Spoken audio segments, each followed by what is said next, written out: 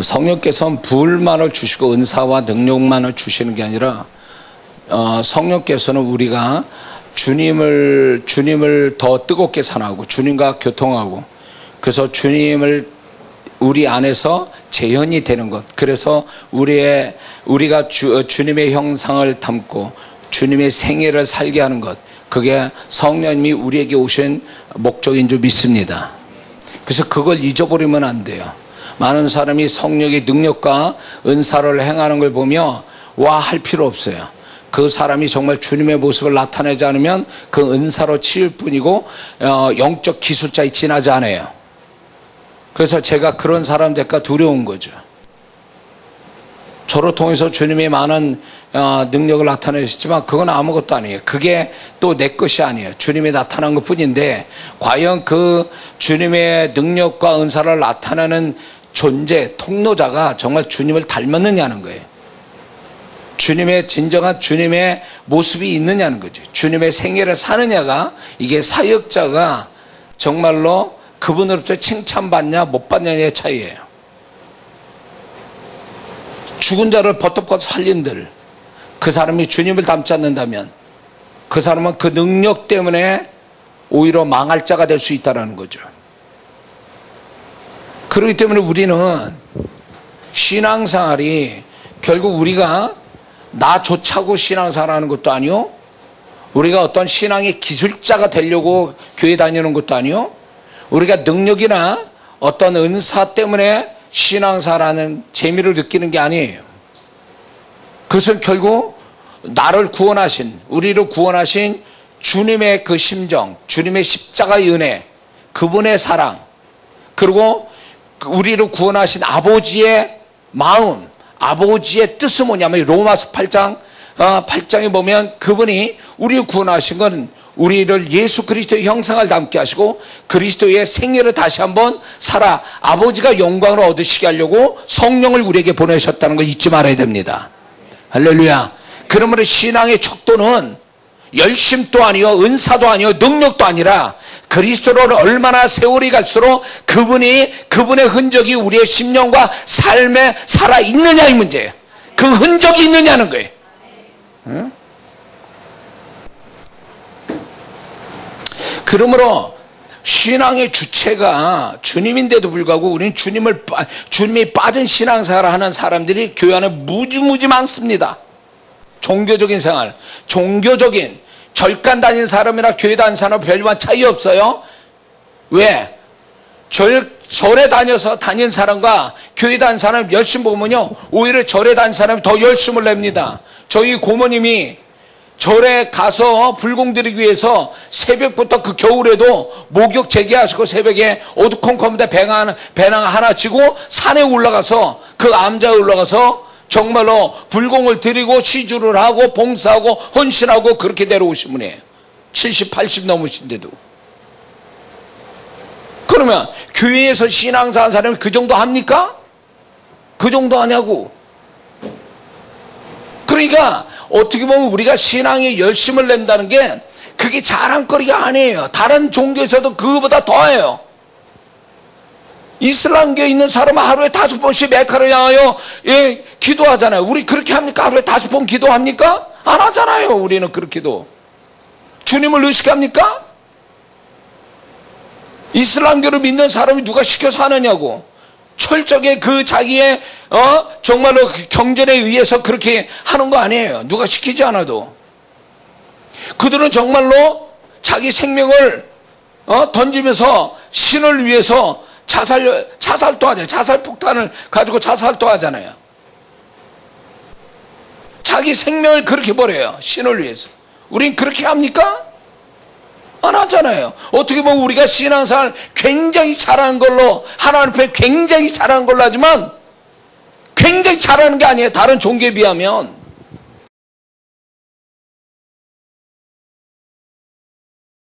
하나님을 찾는지 모른다는 거죠. 십자가의 은혜를 알고 구원의 은혜를 안다면 그렇게 할 수가 없어요. 그래서 정말 성령께서 바울이 디모데후서에 가서 나는 죄인 중에 길수라고 그의 신앙을 그렇게 마지막에 표현합니다. 자기는 사도로 불렀고 사도의 이방인 사도로서 나는 하고 있다는 걸 사도권을 주장하는 그 사도 바울이 마지막 인생 마지막에서 나는 하나님 앞에 죄인 중에 괴수다라고 이렇게 말합니다. 자기가 지난날 행적 때문에 그런 게 아니라 하나님의 시각으로 자기를 본 거예요. 그리고 그 죄인 중에 괴수된 나를 구원하사 하나님의 은혜에 하나님의 일에 동참케 하신 그분의 사랑 앞에 자기가 생명을 기꺼이 던질 수도 있는 그 신앙이 나왔던 거예요. 그게. 그러므로 우리가 신앙이 점점 좋아진다면요, 뭘로 가냐면 성령이 계속 어디로 가냐면 우리를 십자가 밑에 내려놓는 거예요.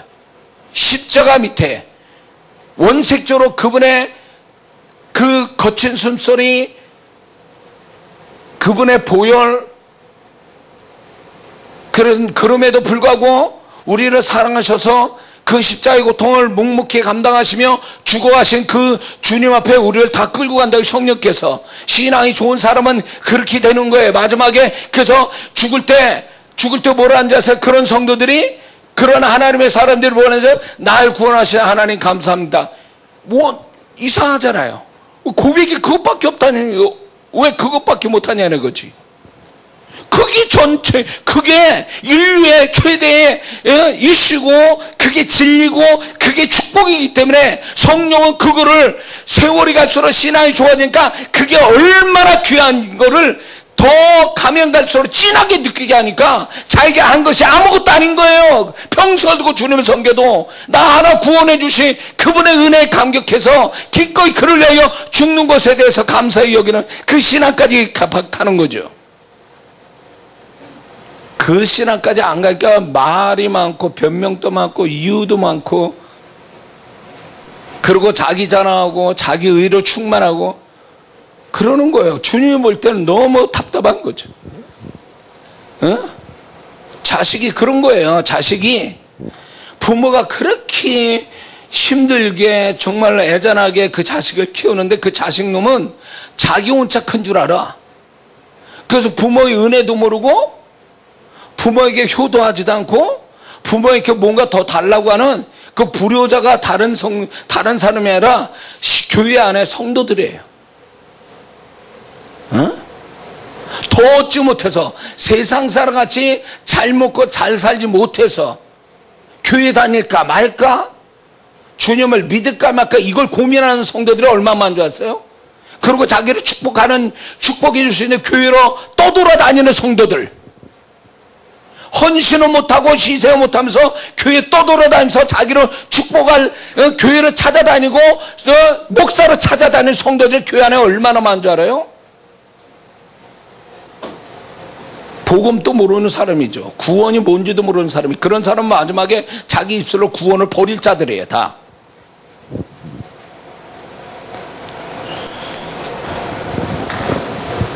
저도 세월이 가니까 신앙생활 한 지 40년이 넘었어요. 50년 가까이 됩니다. 이제 50년 가까이 돼 갑니다. 그런데 분명한 사실은 그래요. 제가 주님을 떠나 살았던 어리석은 세월 때 있고 무지한 때도 있었지만 주님이 저를 은혜 주셔서 계속 나의 심령과 신앙을 발전시켜 하는데, 결국은 제가 이렇게 늦게 지금 와서 깨닫는 거 뭐냐면, 그렇구나, 주님이 날 위해서 죽으셨고 나 아무것도 아닌 나를 위해서 죽으시고 지금 또 나를 사랑하시며 내가 죽으면 지옥 가지 않고 천국 간다. 이게 전도할 때 너무 쉬운 복음이잖아요. 근데 이게요, 그 사실이 전에는 머리로 이해됐던 것들이 이제 온 마음으로 온 영으로 그게 이해가 될 뿐만 아니라 그게 이제 점점하면서 사무치는 거예요. 뼈에 사무치는 거예요. 그러니까 너무 나를 구원하셔서 여기까지 인도하신 그 하나님의 은혜, 내가 한 거는 아무것도 아니요, 나를 이렇게 불러서 주님이 나를, 부족한 나를 써주시는 그거 하나로 감사하고 나를 구원해 주신 그 은혜가 너무 커서 다 그분의 은혜라, 그렇게 고백이 되더라고요. 과거에는 그냥 성경으로 배워졌던 말을 그냥 아무 생각 없이 아는 지식으로 뇌까리였던 그 말들이에요. 그러나 세월이 가니까 그게 아니더라는 거죠. 성령께서 내 안에 계속 나를 발전시켜 가는데 십자가로 자꾸 데려가시는 거예요. 원래 인간은 그런 거예요. 인간은 태어나면서 이미 저주받은 거예요. 죄악으로 인해서. 태어나지 않은 자가 더 복된지도 몰라요. 예수 믿지 않으면. 태어나서 저주받은 채 태어나서 죄악으로 어느 날 나를 만나주시고 구원시켜서 그 긴 세월 동안 주님을 믿게 하고 상급 쌓게 하고 그래도 내 못난 나를 붙들어서 계속 나를 주님과 함께 하시고 계속 십자가로 가까이 가게 만드신 그분의 노력과 애씀과 성실함과 신실함이 너무 눈물겼다 이거예요. 눈물겨. 그분의 인내심, 나를 향하여 길이 참으심, 나를 그래도 못났지만 계속 붙들고 뭔가 만들어 가시려고 애쓰시는 그분의 손길이 눈물겹다는 거예요. 난 그렇게 안 했거든요. 그분 앞에서. 이리 도망가고 저리 가고 그리고 주님 믿지만 내 마음대로 막 그냥 방학도 하고 영적인 방학도 하고 방황도 하고 그렇게 살았던 거거든요. 만약에 나 같은 성격으로 제가 하나님이었으면 다 잘라버려요. 다 나 같은 사람은 싹 다 그냥 다 없애버려요. 그냥. 에? 뭐 기대할 데가 없어. 기대할 데가. 벌써 그래서 저는 그렇게 늘 생각해요. 주님이 날 버리셨으면 벌써 옛날에 버렸어요. 죽어도 수백 번 죽었을 사람이에요.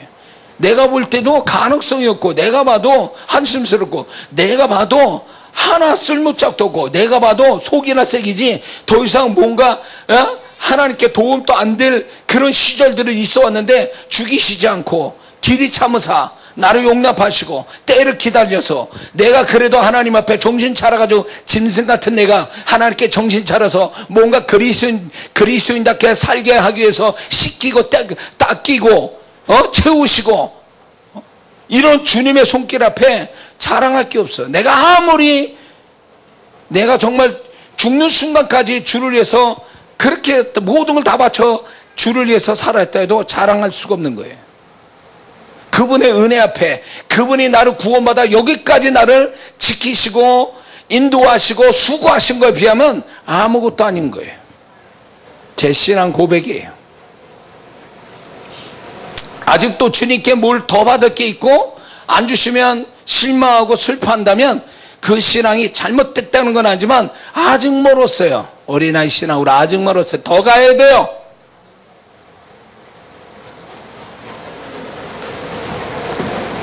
제 소원이 있다면 저 개인적으로 두고 저는 그 체험이 충격적으로 받은 체험도 있지만 저를 통한 성도들을 성령님께 늘 부탁하는 게 뭐냐면 우리의 모두를 우리의 심령을 예수님의 십자가 밑에 전부 다 갖다 놔서 주님이 어떻게 나를 위해서 어떻게 죽으셨는지를 목격하는 것.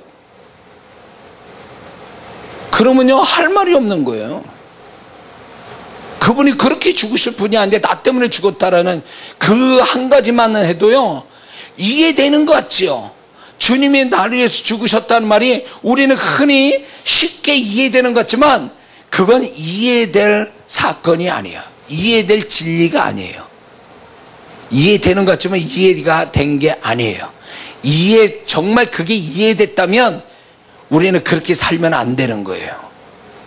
이해가 안 되니까 그렇게 사는 거야. 막 엉망진창으로 주님과 반대로 사는 거예요. 그게 정말로 뼛속 깊은 데까지 그게 알아진 진리라면 그렇게 살 수가 없어요. 모르니까 아는 것 같은 대로 모르니까 그렇게 사는 거예요. 그 모양으로 사는 거예요. 하나님 앞에서.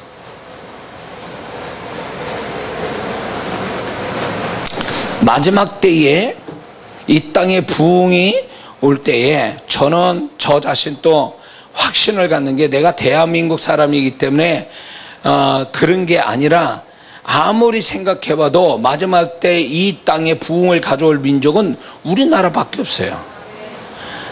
아주 성질도 더럽지만 또 그러고 보면 아주 고약하고 진짜 어떤 사람도 어떻게 못 고칠 이 민족적 기질이 있어요. 우리는요. 북한을 보세요. 그게 우리 기질이에요. 그게 사실은 누구도 감당 못하는 기질이죠. 근데요 그 정말로 못 고칠 기질도 있지만 주님이 너무너무 그 정말로 쓰실 수밖에 없는 또 더 좋은 또 기질이 또 반대편에 또 있어요. 우리에게 주님은 그걸 기대하시고 우리를 쓰실 거라고 보는 거죠. 저는 마지막 부흥을 위해서 마지막 남은 민족, 우리나라 봐요. 지금 역사가 그래. 영적인 역사, 교회적 역사가 그래 왔거든요. 우리나라밖에 없어요, 사실.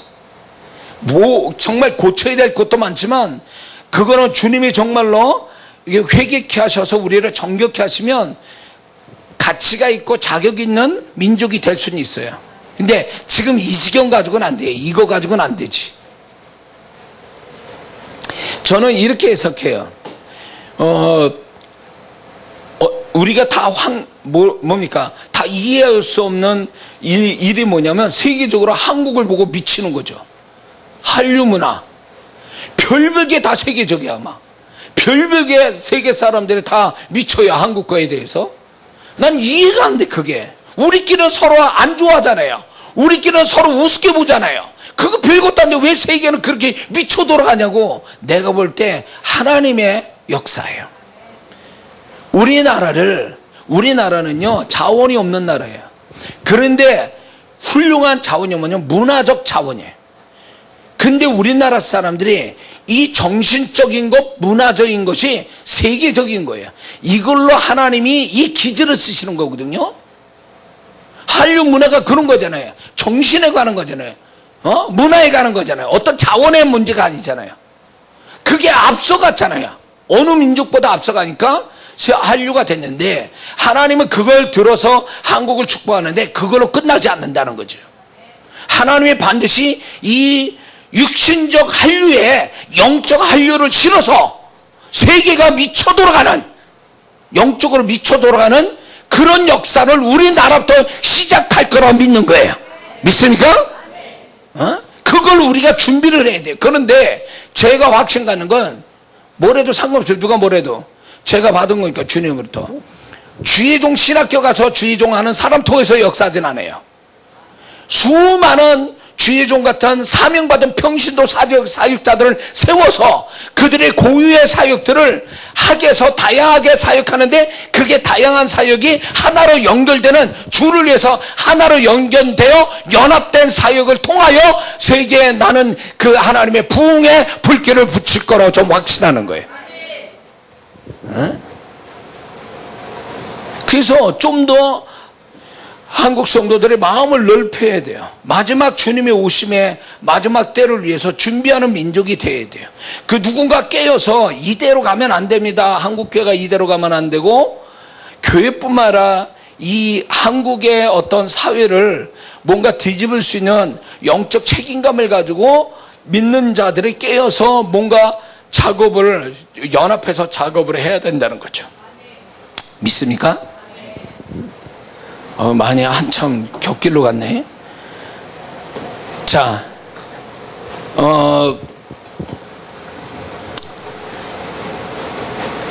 그래서 우리의 신앙이, 주님이 기뻐할 수 있는 신앙이 되어야 되는데, 어떤 행위의 문제가 아니에요. 주님께서 제가 확신을 갖는 건 뭐냐면, 20세기의 영적 대각성이 세계적으로 일어날 때에, 시리즈로 막 일어날 때에 주제가 뭐였냐면 복음이에요. 십자가였어요. 예수님이었다고요. 근데 그것이 영적 말씀으로 깨달아 선포할 때도 막 뒤집어졌어요.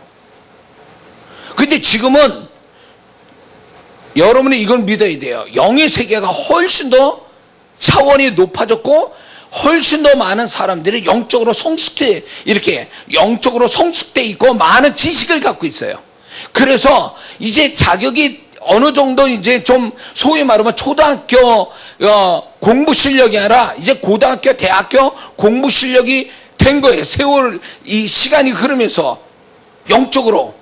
그래서 좀 더 차원 높은 역사가 오는데, 저는 이 성령의 역사와 함께 말씀과 성령의 역사로 인해서 영혼들을 실제로 주님을 경험시키는, 주님의 십자가를 성령으로 말미암아 생생하게 입체적으로 경험시키는 이 사역이 일어날 거 전 믿어요.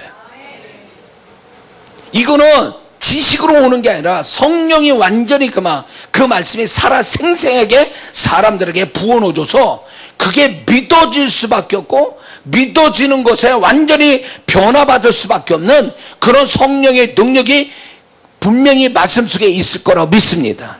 그 중에 하나가 저는 우리 영혼들이 성령께서 그 사람들을 다 십자가로 다 데려가서 그분이 어떤 분인가를 다시 한번 생생하게 지식이 아니라 실제로 체험시키는 영적인 체험시켜 주실 거라고 저 믿습니다. 응? 주님에 대한 성령께서 주님을 거기다가 그 성령의 능력과 함께 주님을 얘기하니까 사람들이 그 주님으로 변화가 됐거든요. 성령님은 주님을 얘기하기 위해서 오셨단 말이에요. 주님의 것을 드러내기 위해서, 그분의 영광을 드러내기 위해서 오셨단 말이에요. 그 성령님이, 그런데 그 성령님이 20세기를 왔는데 이제 21세기에 주님이 오신 가까운 이때 다시 한번 차원이 높은 그분의 사역이 나타날 때가 됐다, 그거예요. 예수 그리스도를 20세기보다 더 차원이 높은, 100년이 지나갔으니까 그 차원 높은 주님을 얘기할, 주님으로 충격받고 뒤집어질 그 성령의 능력이 올 때가 됐다는 거예요. 그 시작이 뭐였냐면 성령의 은사와 능력이 한바탕 바람 불고 지나갔는데, 그거는 소위 말해서 맛배기 지나지 않아요. 이제 그 성령님이 은사와 능력 차원이 아니라 예수 그리스도를 정말로 실감나게 경험시키는 그분의 본래의 사역이 우리에게서 누군가의 어디서부터 어떤 연에서 어떤 사람을 통해서 그 사역이 시작될 거라고 보는 거예요. 저는 그게 이제 전 세계로 흘러나가게 돼서 진정한 신앙 부흥이 와서 이제 사도행전 2장 같은 미치는, 예수의 미친 자들이 일어나서 주님의 오심을 이제 예비케 하는 역사가 올 거라고 믿습니다. 믿습니까? 응? 이게 이장 목사의 생각이 아니에요. 저는 확신하기를 주님이 계속 저 안에서 반복돼서 얘기하고 확신을 주신 저는 메시지이기 때문에 여러분에게 말씀을 드리는 거예요. 그 흐름을 타야 돼요. 그 흐름을. 괜히 엉뚱한 데도 초점 두고 신앙생활 했다가는 주님께 인정 못 받고 주님에게 인정도 못 받는 신앙생활을, 헛된 신앙생활을 하다가 끝날 수 있어요. 교회 안에 구원받은 사람이 교회에 있지만 그 구원받은 성도들이 다 제각기로 신앙생활해요. 근데 이거를 다 구분시켜보면 딱 두 가지로 나와요. 주님께 인정받는 신앙과 주님께 인정받지도 않는 신앙, 이 두 가지로 다 구분이 돼버려요. 근데 안타까운 건 뭐냐면 주님으로부터 인정 못 받는 신앙이 대부분이라는 거죠. 근데 또 비극은 뭐냐, 주님께 인정받지도 못하면서 자기는 주님이 나를 인정 안 한다는 것조차도 모르고 한다는 게 이게 비극이에요. 또 교회 안에 비극이요, 비극.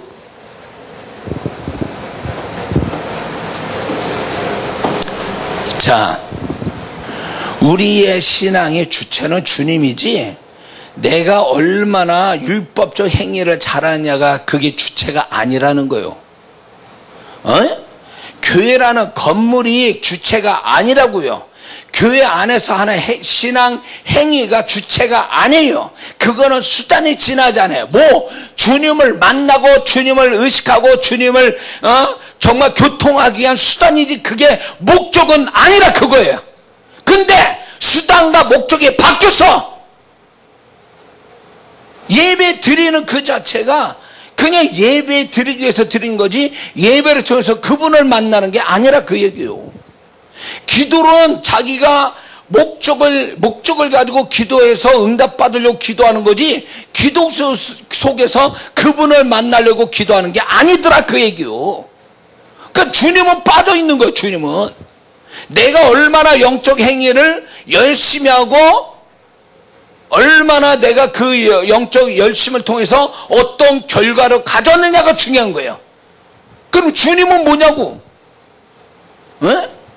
그러니까 교회 안에 주님과 상관없는, 주님과 교제가 없는, 주님과 관계가 없는 신앙생활로 주님으로부터 영향받고 주님의 것을 받고 주님과 친밀함을 나눌 관계의 신앙이 아니라 자기의 행위의 신앙으로 끝나버리는 거예요. 생명이 없어, 그런 신앙. 우리 존재와 우리 신앙을 이렇게 이어가게 하는 건 그분의 생명을 공급받아 이어지는 거지, 내 노력과 선함으로 애쓴다고 되는 게 아니라는 거예요. 그러니까 주님과 관계, 주님과의 소통에서 주님의 거를 받아서 그것이 내 심령을 축복하고 내가 신앙생활을 유지시키는 힘이요 생명이 돼야 되는데, 그걸로 공급을 안 받거든. 그러니까 습관에 따라 하는 거야. 이게 몸이라는 게 참 희한한 게 환경에 적응하게 돼 있고, 습관이 몸에 반복이 되면 그냥 자동으로 습관이 되게 돼 있어. 저절로 되게 돼 있어요. 그걸로 신앙을 유지하는 거예요. 그러니까 신앙생활은 열심히 하는데 마음의 공허함과 자기 마음이 변화되지 않고 여전히 세속적이고 여전히 타락된 마음을 가지고 교회를 다닌다는 걸 본인이 더 잘 알아요. 응? 그렇게 10년, 20년을 하는 거예요. 하나님 앞에 잘하지도 않고 주님과의 관계의 소통도 친밀함도 없는 채 신앙생활 교회에서 하더라, 그 얘기요.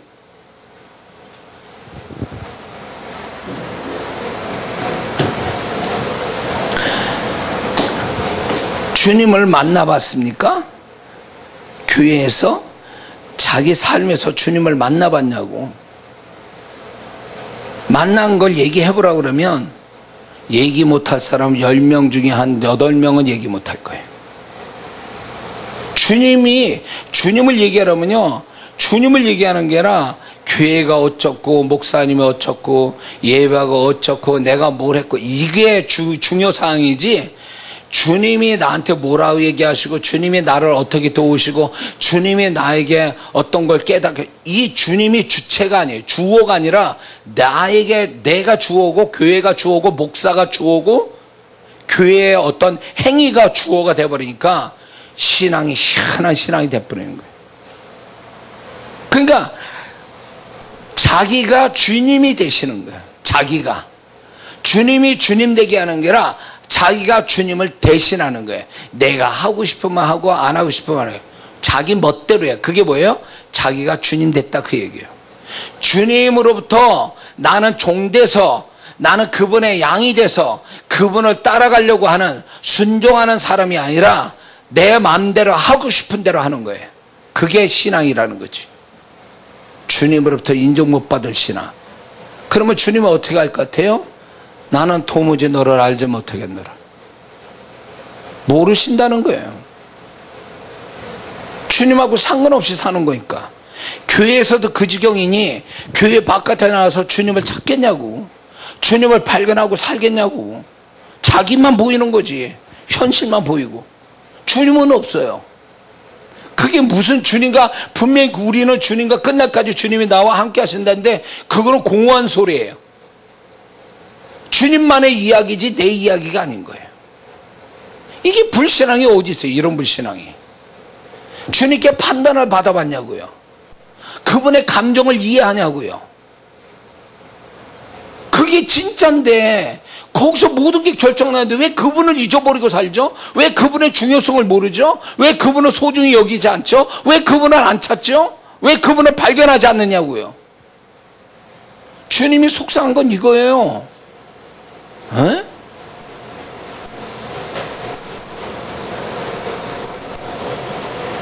오늘날 우리의 신앙이 얼마나 열심히 있느냐, 능력이 나왔고 얼마나 축복받았냐가 아니에요. 그 신앙을 자꾸 붙들면 타락하고 변질된 신앙이요 존재가 되는 건 시간 문제예요. 그게 아니라니까. 우리는 죽을 때까지 시간이 흘러갈수록 주님과의 친밀함이 계속, 그 친밀함이 더하는 것. 그래서 주님이, 그래서 찬송 그런 거 있죠. 세상은 간 곳 없고 구속한 주님만 보이더라. 나도 없고 세상도 없고 나를 구속하신 주님만 보이더라. 이게 신앙이에요. 이게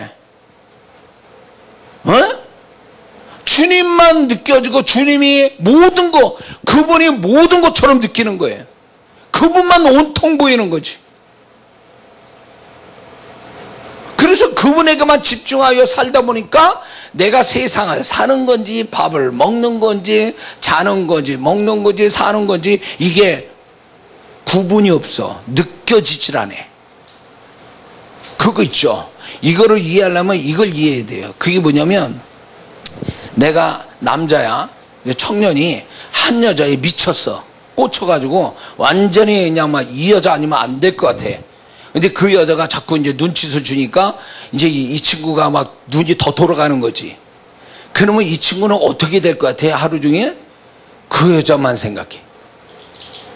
다 경험해 봤잖아요. 결혼한 사람들. 지금 또 그 경험한 사람도 있고. 미치는 거지. 그 여자만 생각하는 거 아니야. 밥 먹어도 그 여자 생각. 그 여자를 또 언제 만날 수 있을까? 모든 게 뭘 해도 그 여자하고 연결하는 거야. 에?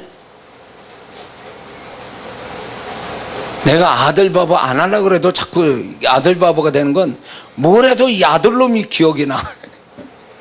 뭘 마신 거 먹어도 아들놈이 기억나고 어디를 가도 그 아들놈이 생각나고 뭐 잘났다고 그게 자꾸 생각이 나는지.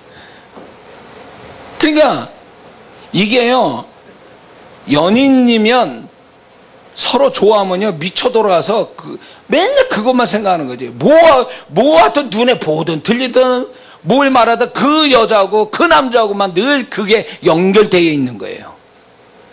그게요 바로 우리가 주님과 그렇게 살아야 되는 거예요. 그리고 이거 경험해 봤습니까? 정말 진짜 둘이 미쳐 돌아가 사랑해가지고 딱 만났어. 그럼 뭐가 있을까요? 시간 가는 줄 몰라.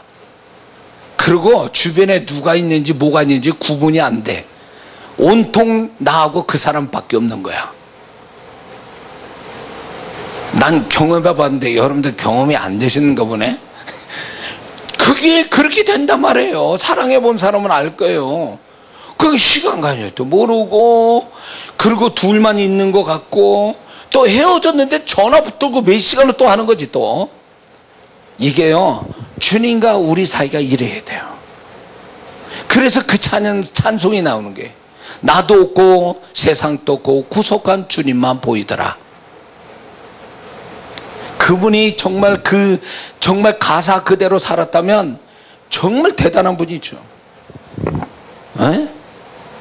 자꾸 뭔가 들어와. 사람도 들어오고 돈도 들어오고 이것도 저것도 다 신경 쓰이고 다 그런다는 건요, 그게 나를 괴롭혀 쓰고 나를 힘들게 했고 그것이 중요해서도 그럴 수 있지만 근본적인 문제는 주님에 미쳐 돌아가지 않으니까 그게 별것 것이 다 들어오는 거예요. 남녀가 사랑해가지고 미쳐가지고 결혼했어. 근데 그때부터 이제 그 사랑의 감정이 서서히 식죠. 사랑의 유효기간이 2년이라고 그랬어요. 인간의 호르몬이 그렇대요. 2년 지나면 드디어 이제 주근깨도 보이고, 이제 서서히 불만도 나오고 막 이러는 거죠. 그러면서 뭔가 불평도 나오고 그 여자 외에 그 남자 외에 다른 것들이 보이는 거예요. 사는 게 보이고 돈 모자란 게 보이고, 자기 남편과 자기 아내의 못난 모습 때 자꾸 보여서 신경 쓰이고 싸우고 그러는 거예요. 우리가 주님과 정말 친밀하게 살아가면요, 내가 아무것도 의식이 안 돼. 그리고 그게 중요치 않고 그게 별거 아닌 것처럼 느껴져요, 살아가는 게. 왜냐면 주님에 대한 큰 생각이 있으면 나머지의 것은 아무것도 아닌 거예요. 그러니까 주를 위해서 죽어도 기꺼이 죽을 수 있는 그것이 주님에 대한 생각이 너무 크고 주님의 사랑에 너무 그 안에 머물러 있으니까 그게 죽을 수도 있는 거예요. 신앙이 바로 이거요. 근데 우리는 그 신앙을 가지려고 하는 게 아니라 감정, 마음과 마음의 소통에서 오는 미쳐 돌아간, 주님과 내가 미쳐 돌아가니까 그게 신앙이라고 보는 게 아니라 내가 얼마나 율법적 행위를 잘하냐는 거예요. 교회 얼마나 잘 가고, 봉사 얼마나 잘하고, 예배 얼마나 잘 드리고, 헌금 얼마나 잘하고, 그게 신앙의 전부인 줄 아는 거지. 그러니까 이게 전부라고 생각하니까 공허한 거예요. 행위로서는 행위는 하는데 마음에서 채워지지 않는 거지. 그건 주님과의 마음과 마음에서 오는 주님이 채워줄 마음인데, 주님과 소통해서 오는 채워줄 마음이 없으니까 그 자리가 항상 비어 있는 거죠. 행위로도 안 채워지는 거예요. 그거는 선한 마음 가지고도 안 되는 거예요. 봉사를 밤새도록 피곤하게 해도 그 마음은 안 채워지더라, 그 얘기지. 실감 날걸요.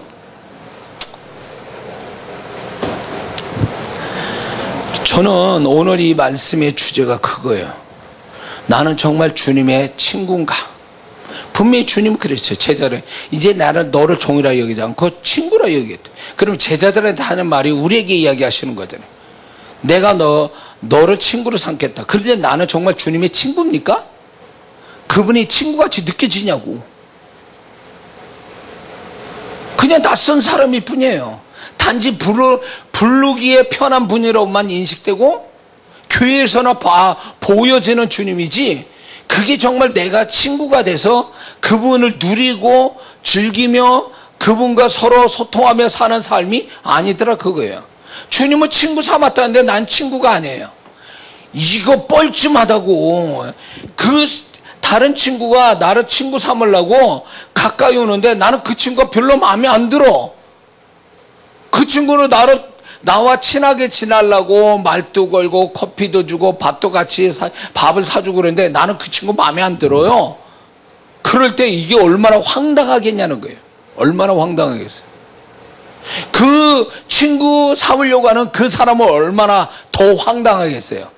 고전하는 뭔가 자꾸 거리를 두려고 하는 나도 저 사람 왜 그래? 난 싫다는데 자꾸 왜 오는 거야? 그래서 이 사람도 좀 그 사람에 대한 그런 태도에 황당하고, 더 친구 삼으려고 하는 그 사람은 더 황당한 거야. 왜 제 친구는 저 사람은 왜 그래? 내가 좀 가까이서 좀 친하게 지나려는데 서로 황당한 거죠. 지금 주님과 우리 사이가 이런 거예요. 지금 황당한 거요. 응? 주님을 의식하고 주님께 기도하고 주님과 모든 걸 나누고 주님을 발견해야 주님이 친밀해지는데, 한 번도 그래 본 적이 없어. 하루를 지나도 자기 생각뿐이고 상황, 자기가 일터나 사람이나 이것만 생각하지 그거에 관계된 주님을 생각 안 해보니까 주님이 얼마나 그게 주님과 사이가 거리가 멀겠냐, 그거예요. 그분이 모든 것 떼어주시는데, 그분은 내가 필요로 하는 모든 것 떼어주시는 그분인데, 왜 모든 것 나의 필요를 채워주신 그분을 경험 못하는 이유가 뭐냐 말이에요. 그분과 소통을 안 하니까 그분이 내 필요한 걸, 내 심령에, 내 영적으로 가장 중요한 것들을 공급 못 받고 사는 거 아니냐 말이에요. 에? 기도가 모자른 거요? 예배가 모자른 거요?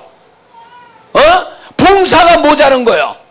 모자름이 아니에요. 그래서 그게 모자라서 더 밤새도록 기도하고 예배도 더 열심히 하고 기도도 더, 그런다고 됩니까? 주님의 존재를 만나야지 주님의 마음이 오고 가고 거기서부터 신앙이 달라지는 건데, 왜 그거는 빼놓고 신앙생활하냐 말이지.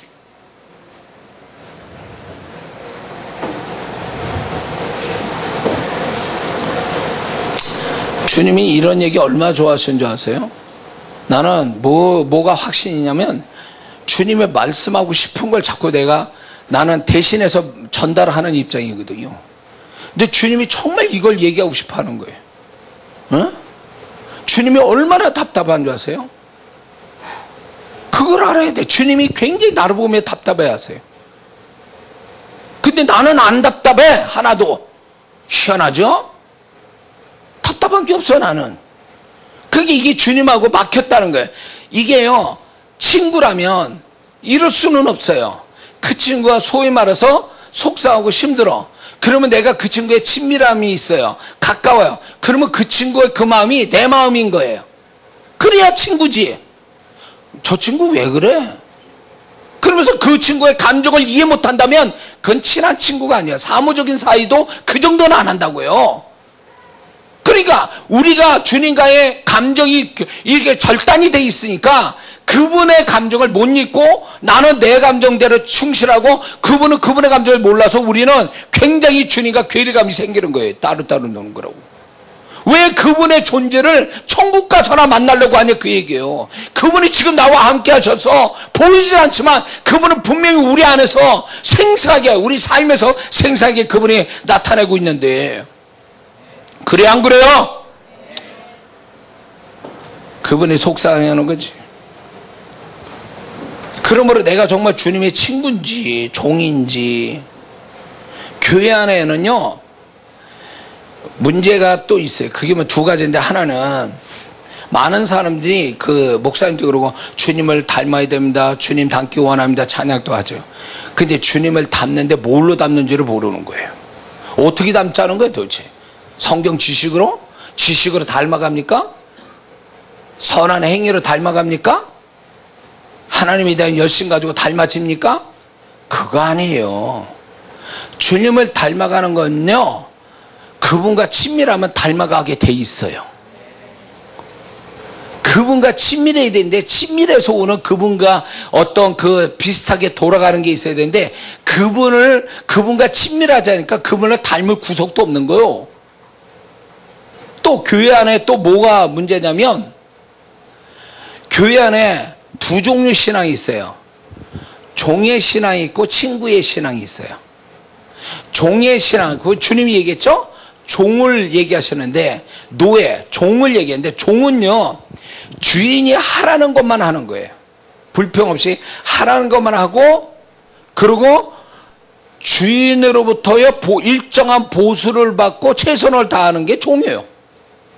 보수를 받는다 이거예요. 하다못해 옛날 종은 밥 먹여주고 재워주는, 그게 보수예요. 그러니까 종이 굶어 죽지 않게 주인이 배려해주는 건 먹고 자는 문제예요. 그게 보상이거든요. 그러니까 종은 그 보상을 바라고 주인에게 충성을 다하는 거예요. 그래서 수직관계, 상하관계란 말이에요. 마음과 마음이 나눠지는 사이가 아니에요. 명령 내리면 복종하는 관계뿐이에요. 그게 종의 신앙이에요. 근데 교회 안에 이런 신앙이 있다는 거예요. 주인하고 이렇게 종의 신앙으로서 그냥 할 뿐이에요. 내가 맡은 일을 할 뿐이에요. 기쁨도 없어요. 그리고 그 주인된 하나님을 두려움으로 생각하는 거죠. 친밀함? 종은 없어요. 그런 생각 못합니다. 그리고 종의 신앙을 가진 사람은 내가 이만큼 했사오니 주여 나한테 이만큼 축복 주세요. 보상을 바라는 거죠. 이게 종의 신앙이에요. 이런 신앙을 가진 사람이 있는가 하면 친구의 신앙이 있어요. 친구는 바라지 않아요. 뭘 바라지는 게 아니에요. 친구라는 건, 정말 친한 친구는 결국 존재를 원하는 거지 그 사이에 뭔가 행위를 요구하는 게 또 아니에요. 그리고 마음을 원하는 거지 어떤 행위를 요구하는 게 아니래요. 친한 친구는요. 맞습니까? 그러니까 주님과의 그러니까 교회 안에 친구의 신앙이라는 건 그분을 항상 즐겁게, 그리고 그분과의 마음과 마음이 소통되는 걸, 그걸 기쁨으로 삼고 사는 신앙이 친구의 신앙이에요. 더 이상 주님께 뭘 바라는 게 아니에요. 그분이 있음으로 인해서 만족하고, 그분이 있음으로 기쁘고. 그리고 친한 친구는요, 그 친구를 위해서 뭔가 자꾸 해주고 싶어. 뭔가를 막 이렇게 해주고 싶어. 제가 이제 그 재충마고 친구가 이제 대전에 살고 있는 친구인데, 그 친구를 내가 정말 진짜 수소문해서 찾았어요. 이 친구가 참 무심하게 나를 안 찾아서. 근데 굉장히 저희 집에서 같이 살았어요. 학교 다닐 때도. 그래서 저하고 늘 같이 붙어 다녔던 친구였는데, 이제 소식이 끊어지고 이러다가 제가 소수소문 내가지고 결국 이제 찾아서 이 친구를 찾았는데, 이 친구가 뭐가 있냐면, 교회를 다니는데 뭐가 있냐면, 그 직업군으로 있다가 이제 사기 비슷한 게 당해가지고 어려움을 당했어요. 딸 둘이나 있는데. 근데 가보니까 이제 설명을 하는데, 이제 딸이 공부를 잘해서 이제 명문대를 가게 되는데, 가만히 보니까 돈이 없는 거예요. 그래서 제가 안 되겠다 싶어가지고 제가 가지고 있는 것들 해서, 이 친구는 그런 뜻을 얘기한 건 아니에요. 그러나 이 친구를 도와주는 게 이게 당연하고, 내가 도와주는 게 이 친구 기쁨이다. 내 기쁨이다. 그래서 제가 기꺼이 제가 가지고 있는 돈 얼마 되지 않지만 정말 진짜 그 친구에서 딱 제가 이거 도패라고. 근데 그 딸이 이제 그걸 알았나 봐. 그랬더니 너무 고마워하더라고요, 이 딸이. 그래서 대학도 명문대 잘 졸업을 했죠, 그 딸이. 근데 그 딸이 또 시집 간다 그래가지고 또 이 친구가 또 이제 생활이 그러니까 제가 또 그 딸 시집 가는데 또 내 딸 보낸 것처럼 해가지고 또 제가 이렇게 도와주고. 근데 나는 그 친구가 내가 뭔가 그 친구에 도움이 됐다라는 게 너무 기쁜 거예요. 액수의 문제가 아니라 내가 그 친구를 친밀하게 생각하는 친구이기 때문에 내가 그 친구에서 뭔가를 해줄 수 있는 사람이 됐다는 게 너무 감사한 거예요. 받는 것보다 내가 그 친구를 도와서 그 친구가 뭔가 나아졌다는 그것이 너무 기쁜 거예요. 정말 주님을 정말 친구로 여긴다면 받는 거 좋아하는 게 아니라 드리는 걸 좋아해야 돼요. 그냥 드리는 그 자체로 기뻐해야 돼요. 어? 그 친구한테 무슨 뭘 바란 거 아니에요. 나는 단지 그 친구 도와주는 그게 그 자체가 기쁜 거였거든. 예. 그래서 정말 그 친구와 두 딸을 다 시집을 다 잘 보냈는데 나는 그걸 보면서 아, 친구라는 게 이런 거구나. 이런 거. 근데 뭘 그렇게 말을 많이 하는 게 아니에요. 그 친구 또 충청도 친구, 여기 충청도 분 계십니까? 제 아내도 충청도인데 충청도 분들은 말 많이 안 해요. 그리고 말을 많이 안 하지만 그 단어 한마디에 몸짓 하나에 다 읽어내야 돼. 거기에 무수히 많은 메시지가 있거든요. 그 몰랐다가 큰일 납니다. 만약에 아내가 충청도 분으로 같이 사는 남편이 있다면 잘 알아야 돼요. 말 한마디 했다가 그게 다가 아니라니까. 그 말하지 않는 뒷면에 무수히 많은 이야기가 있어요. 그거 해석해야 돼. 그걸 잘. 충청도 분들이 대수유 그러면 그게 된 게 아니거든 사실은. 그게 된 거 아니에요. 적어도 3번 정도 됐다고 이래야 이제 그게 된 거지. 처음에 됐다고 이러면요 대수유 그러면 그게 된 게 아닌 거예요. 근데 그걸 착각해가지고 된 걸로 여겼다? 그랬다 난리 납니다. 그 다음에 입이 이만큼 나온다고. 에? 말하지 않아도 눈빛을 딱 보면 그 불편한 눈빛 그 속에 읽어야 돼. 제 아내도 이렇게 잘 이렇게가 모든 걸 무던하게 참는 사람이지만 처음에 말을 안 하니까 감을 못 잡겠는 거예요. 근데 이제는 그 눈빛만 봐도 이제 그게 이제 보이는 거지. 그게 말하지 않아도. 그 처음에는 나는 말을 많이 해서 서로가 소통이 되는 거를 원했고 저희 집에는 또 그랬어요. O형 가족이거든요. 저희 가족이 부모님부터 해서 다 O형이에요. O형은요, 말 많고 서로 막 마음 맞았다면 막 진짜 이거는 하나 되는 건 시간 문제예요. 근데 또 깨지면 또 왕창 깨지는 게 또 O형 가족이에요. 단결이 잘 돼, 서로가. 막 깨지는 것도 서로 그렇고. 근데 저희 집에는 모든 걸 말을 해야 이해가 되는 집안이에요. O형이니까. 성질도 급하니까 표현되지 않으면 오해받아요. 오해를 하게 돼 있어요. 그러니까 부모님부터 다 얘기를 해야 돼, 다. 그래서 서로 그렇구나 그래 화해하자 막 이렇게 가는 건데 이 결혼 딱 하고 보니까 우리 처갓집은 다 충청도 양반이에요. 예산분들이라고요. 말이 그렇게 짧아요. 길게 안 가요. 근데 그 말 속에 다 들어가 있는 거예요. 내용이 다. 이게요, 뭡니까? 충청도 분들이 아마 사투리 중에서도 함축적인 말을 제일 많이 잘하는 데가 충청도예요. 저게. 함축적인 말, 단어 하나 쓰는데.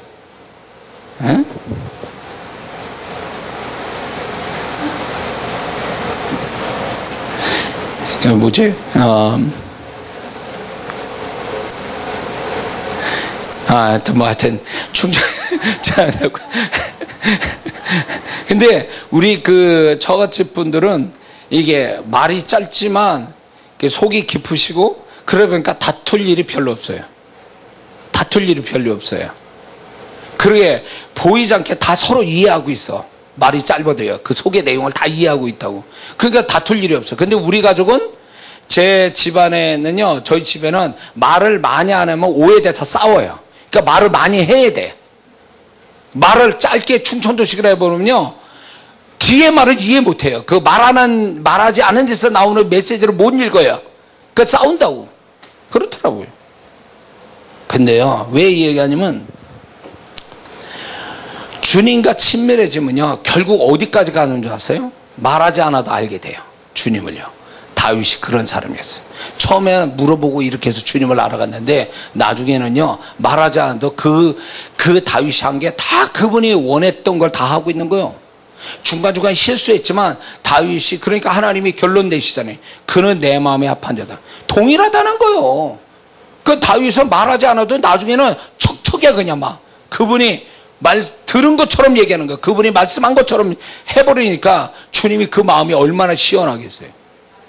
그거를 다윗을 구약의 다윗을 통해서 우리에게 계시해 주고 있는 거예요. 이런 사이가 된다, 나하고 이런 관계가 돼야 된다. 구약의 다윗을 통해 계시하고 신약의 바울을 통해 또 계시하고 있는 겁니다. 왜 우리는 그런 신앙을 놓쳐버리냐 말이에요. 왜? 무슨 행위가 그럴싸하게 열심히 하면 뿌듯해. 내가 하나님 위해서 뭐 열심히 했다. 그게 신앙이 전부인 줄 알아. 열심히 한 그거 뿌듯해 하는 거. 아니요. 행위의 문제가 아니라 마음이 와닿는 거예요. 서로가, 주님과 서로 마음이. 에?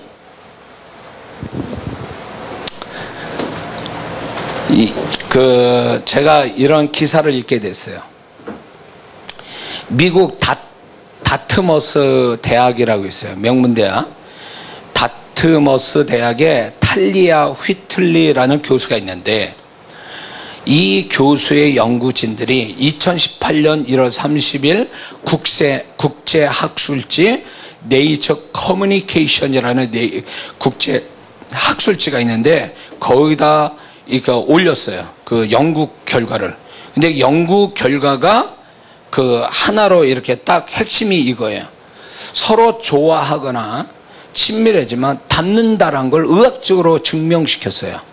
그리고 어떻게 증명시켰냐면, 같이 친하다라는 사람끼리 두 사람씩 짝지어가지고 동일한 동영상을 보여줬더니, 친한 사람은 뇌의 자극을 받는 것이 거의 똑같더라는 거예요. 그러니까 동영상 볼 때 뇌가 거의 같은 형태로 반응한다. 이렇게 얘기해요. 그걸 수치적으로 만들었어요. 그래서 그걸 발표했다고요. 그래서 친하면 닮는다는 말이 그게 실제로 의학적으로 맞는 얘기라는 거예요. 그러니까 오래 사귀면요, 눈빛만 봐도 안다? 그 말은 정답이에요. 그게 의학적으로 증명이 된 얘기예요. 왜냐면 동일하게 언어나 생각이나 어떤 다른 부위, 그러니까 소위 말하면 이런 거예요. 주의력을 관장하는 영역의 변화가 동일해진다는 거예요. 언어나 생각, 주의력에 관한, 영역에 관한 그 자극에 똑같이 받는다는 거예요. 친하면. 그러니까 꼭 쌍둥이 같다는 거죠. 똑같이 반응하는. 근데 나는 이걸 보면서, 우리가 주님과 친밀하면 주님과 똑같은 생각하고, 주님과 똑같은 말을 하고, 주님과 똑같은 걸 바라보고, 이게 의학적으로 증명이 된 얘기예요. 왜 우리는 주님을 닮지 못하냐? 주님과 친밀하지 않으니까 주님을 닮지 못하는 거예요. 행위로 닮으려고 하지 말아야 된다는 거죠. 신앙은 행위로서 닮아가는 게 아니라, 주님은 마음과 마음이 소통되어 친밀한 데서 닮아간다는 거예요. 할렐루야. 응? 기도를 위한 기도하고 예배를 위한 예배, 그런 게 하면 안 된다는 거예요. 그건 행위에 치우칠 뿐이고, 행위에 치우친 건 주님하고 상관이 없는 거예요. 사무적인 일하는 거에 지나지 않아요. 그러니까 언제 닮냐고, 언제 닮아서 하나가 되겠냐, 그 얘기예요. 우리는 주님 닮자고 얼마나 노래하고 얼마나 말을 합니까? 그네는 못 닮아. 성경 지식으로 배웁니까? 말씀 공부해서 주님 닮아가냐고. 지식이, 행위가, 성품이 아니요. 주님하고 친밀해지면 저절로 닮아진다는 거예요. 다트머스의 그 대학이 그게 실험에서 증명된 게 뭐냐면, 서로가 대학 다니기 전부터 친했던 친구들, 오랫동안 동고동락하고 감정 나눴던 그 친구들을 얘기하는 거예요. 그래서 270 몇 명 중에 가장 친밀하다고 하는 42명을 뽑아서 두시 그 친구들을 이렇게 의학적 테스트 했더니 동일하더라 이거예요. 얼굴은 다르고 인종은 다른데 그 반응은 똑같더라는 거예요. 그러니까 서로가 눈빛만 봐도 딱 통하는 거예요. 말을 한마디 툭 던지면 그 친구가 그 말을 이해를 하는 거죠. 동의를 하는 거죠. 기쁘게. 그게 친구라는 거예요. 근데 우리는 그렇습니까? 주님의 음성 듣지도 않고 주님 찾지도 않는데 주님과 어떻게 친밀해져요? 말도 안 하고 찾지도 않고 의식도 안 하는데 어떻게 주님과 친밀해서 언제 주님 닮냐 말이에요. 이게 신앙의 숙제예요. 그리고 이 숙제는 반드시 풀어야 돼요. 그래서 더 주님과 친밀한 상태로 나아가는 게 신앙의 이고 목표고 그게 하나님이 우리에게 바라시는 거고 그래서 결국 우리와 주님이 연합되는 것, 연합이 되는 것. 바울같이 주님과 내가 연합이 돼서 내가 말하는 게 주님이 말하는 거, 내가 생각하는 게 주님이 생각하는 거요, 내가 행하는 게 주님이 행하는 것이 된다면 이 땅에서 우리가 영광 얻을 게 이거예요. 인간으로서 최대의 영광이 이거예요. 어? 믿습니까?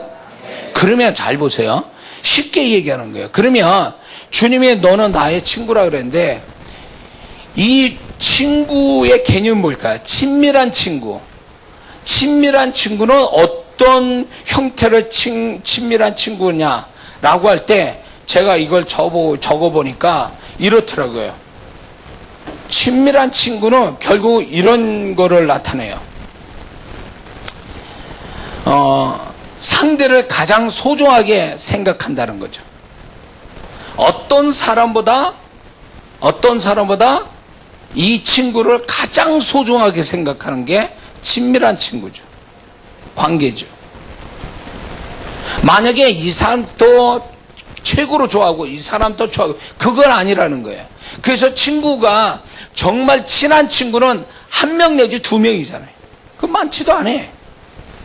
근데 그 친구 하나로 다 세상 살아갈 맛이 되고 맛이 있고 그 한 친구로 해서 세상 살아가는 힘도 없고 그러는 거예요. 그러니까 주님을 우리가 최고로 소중하게 생각한다면 그 사람이 정말 주님을 정말로 친밀하게 생각하는 사람이라는 거죠.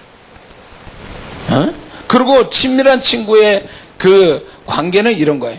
같이 모든 것을 함께 나눈다. 그게 친한 친구죠.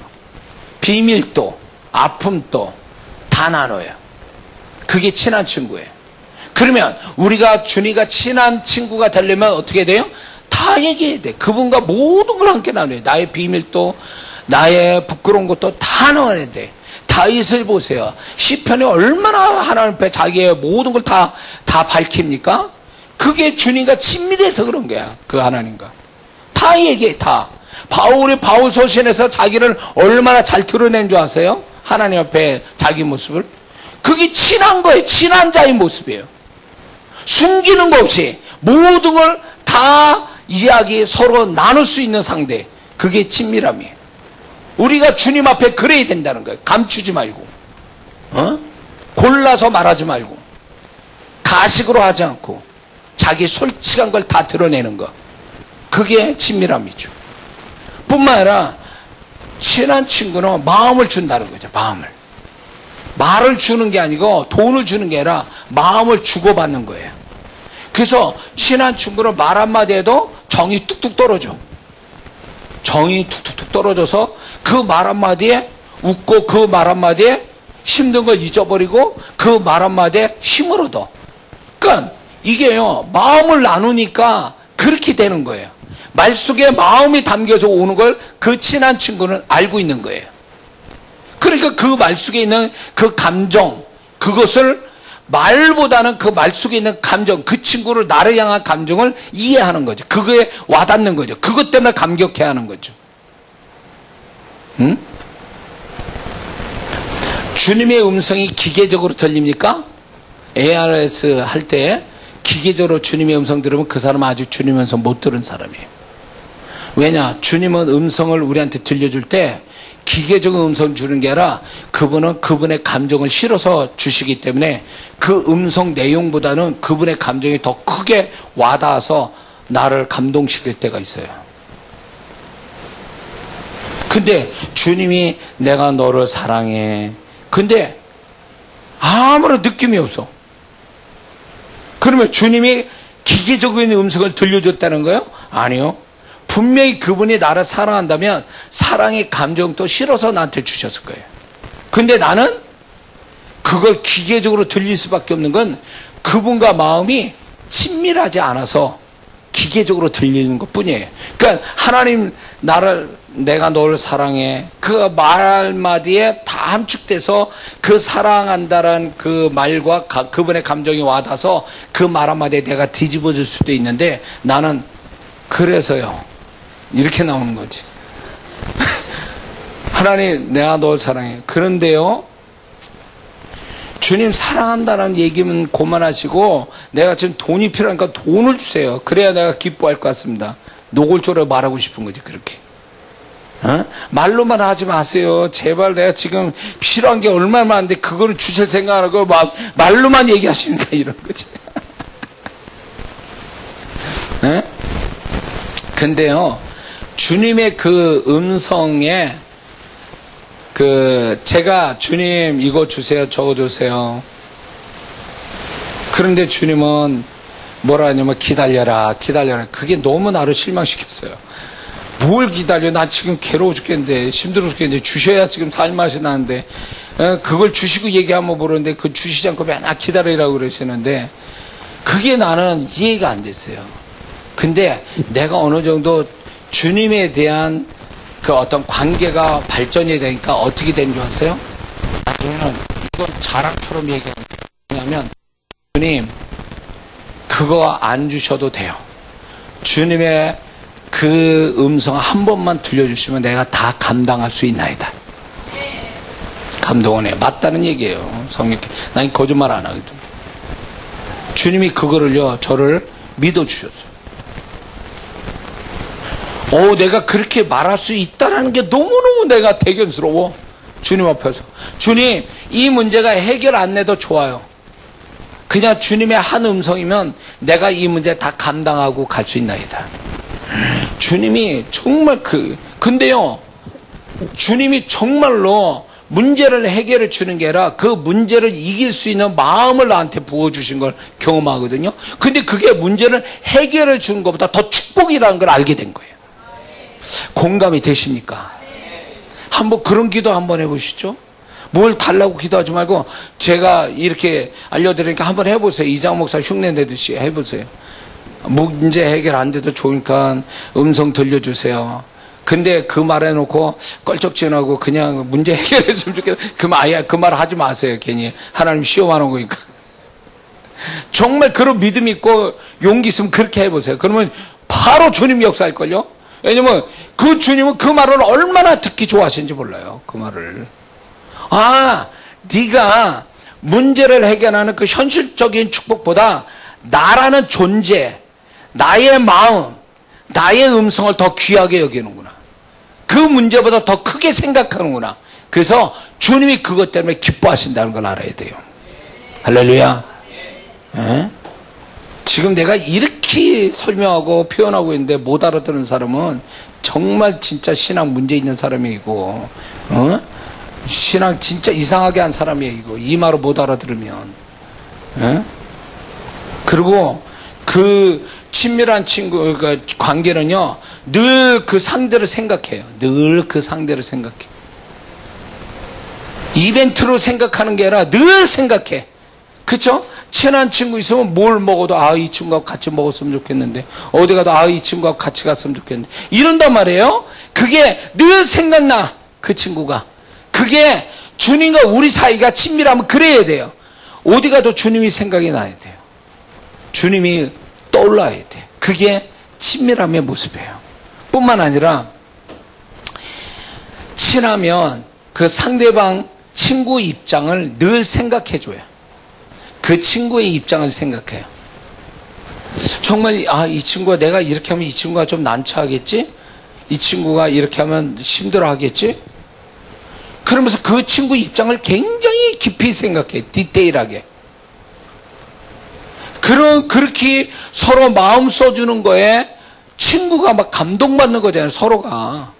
크게 뭘 줘서가 아니라 친구가 나한테 그렇게 섬세하게 나를 마음 써준다는 거. 내 마음 상하지 않게. 내 마음 힘대어 주려고 그렇게 작은 거에 신경 써주는 거, 마음 써주는 그거. 주님에게 그래야 돼요. 말 한마디에도 주님이 어떻게 생각할까? 이런 걸 생각하며 말한다면 그 사람 주님과 친밀한 사람이 될 수 있는지 믿습니다. 또한 친밀한 관계라는 건 이런 거예요. 서로의 마음을 안다는 거죠. 서로의 마음을 안다. 마음을 다 잘 아는 거예요. 모를 수가 없어요. 친밀하면 모를 수가 없어요. 가깝게 다 그게 서로가 알게 되는 거죠. 부부가 오래 살다 보니까요. 난 이런 것도 경험했어. 제가 간증했지만 간증도 아니지. 그 하나의 경험인데 차를 타고 딱 가는데 동시에 똑같은 생각을 동시에 같이 얘기하는 거예요. 소름. 야, 이래서 부부가 무섭구나 이게. 29년 차에 부부는 이런 거구나. 벌써 말을 하면 벌써 그게 알아지는 거죠. 그래서 부부가 오래 살면 말하지 않아도 알 수 있다는 게 이런 것 같아요. 내가 말하자는데 제 아내가 벌써 내 속을 얘기해. 난 말하지 않는데 벌써 속을 얘기하고 있어. 와, 이거 무서워. 서로 쫙 끼지만 속힐 수가 없어. 이제 오래 살다 보니까 그렇게 되는 거예요. 그런가 하면 우리 부모님처럼 되면 안 돼. 서로 돌아가실 때까지 원수로 그냥 여기시고 사셔가지고 서로 이해가 안 되셔가지고 막 너무 마음이 아프죠. 그러니까 오래 살고 친밀해졌다는 것은요, 상대방의 마음을 깊이 안다는 얘기죠. 주님과 내가 신앙사를 10년이면 10년짜리에 주님의 마음을 아는 깊이가 있어야 돼요. 그게 정말 신앙사를 잘하는 거죠. 뿐만 아니라 친밀한 관계는 철저하게 상대를 신뢰합니다. 한 번도 의심 안 해요. 그 친구가 이렇게 말하면 그냥 100% 다 믿어주는 거예요. 그렇죠? 그게 친밀한 관계예요. 그런 것처럼 주님과의 친밀함이라는 건 결국 내가 뭘 말해도 그분이 날 믿어주고 그분이 무슨 말씀을 해도 난 다 믿고 순종할 수 있는 사람이 되는 거죠. 의심을 안 해보는 거예요. 이게 친밀함이에요. 어? 신뢰한다. 철저하게 신뢰한다. 어떤 것보다 수치, 딱 계산으로 나온, 이렇게 계산 두들겨서 나온 수치보다도 그분의 말을 더 신뢰한다. 그분의 말씀을. 그분의 약속을 더 신뢰한다. 이게 친밀함이죠. 어? 제가 우리 아들, 이거 아주 하도 말을 해가지고 간증해가지고, 우리 아들 낳을 때 기형검사에 걸려가지고 얘가 장애로 나온다고 의사가 아주 대병원에서 아주 선언을 해버렸어요. 그런데 선언하고 얘는 또 아들을 구했는데 딸이라고 체크가 돼 있어요. 이거 안 맞는 거예요. 도대체 8년 만에 준 애가 장애인이다. 거기다 딸이다. 이건 하나님이 주시는 온전함이 아니라는 거죠. 그런데 주님께서 그 소식을 듣고 딱 나왔는데, 아주대병원에서 나왔는데 주님이 나한테 그 얘기 하시는 거예요. 제가 제 아내한테 자녀에 대한 약속의 말씀을 쪽지에 적어서 매일 읽으라고 그랬어요. 그 읽다가 제 아내가 그 눈물을 흘려서 그 눈물을 흘린 자국이 있어요. 그걸 우리 아들의 앨범에 넣어줬거든요. 엄마가 너 그렇게 너를 이런 가운데서 낳았다. 근데 그게 있는데 그걸 계속 자녀의 약속을 자꾸 읽게 하고, 그러니까 주님이 나한테 그 얘기 하셨어요. 내가 썼기 때문에 그분이 나한테 부르신 거예요. 너 의사의 정확한 기계 좋은 걸로 나온 수치를 믿을래? 의사 말과 그 수치를 믿을래? 내가 너한테 말한 말을 믿을래? 이렇게 얘기하셨어요. 잊지를 못해, 그 음성을요. 그때 저 아내하고 같이 이렇게 걸어가고 있었거든요, 복도를. 그래서 내가 그때 속으로 주님의 말씀 믿습니다. 딱 이러는데요. 주님이 너무 선명하게 보라니면 그러면 네 믿음대로 되라. 우리 아들이요, 정상으로 나오고 아들이었어요.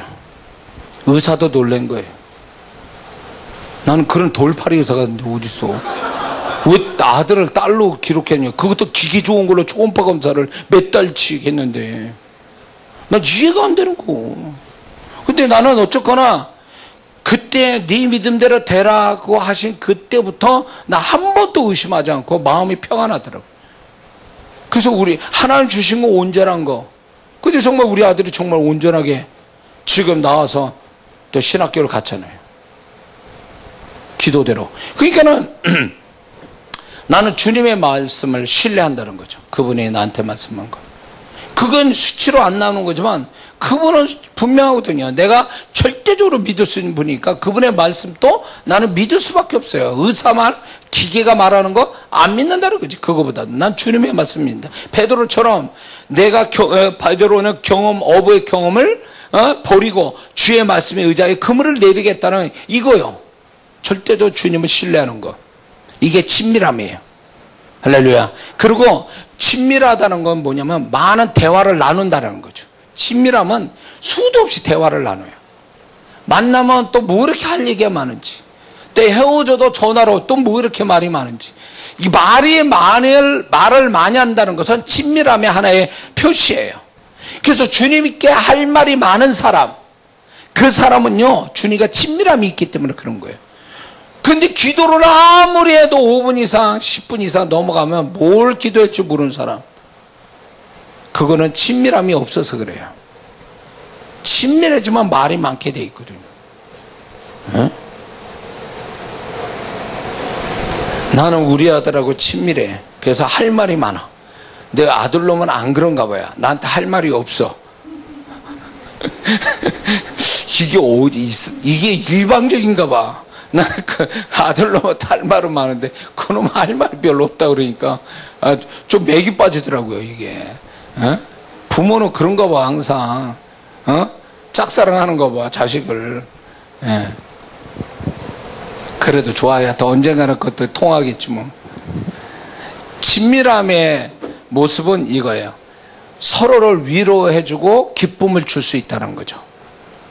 서로를 통해서 위로도 받고 즐거움을 갖는다는 거죠.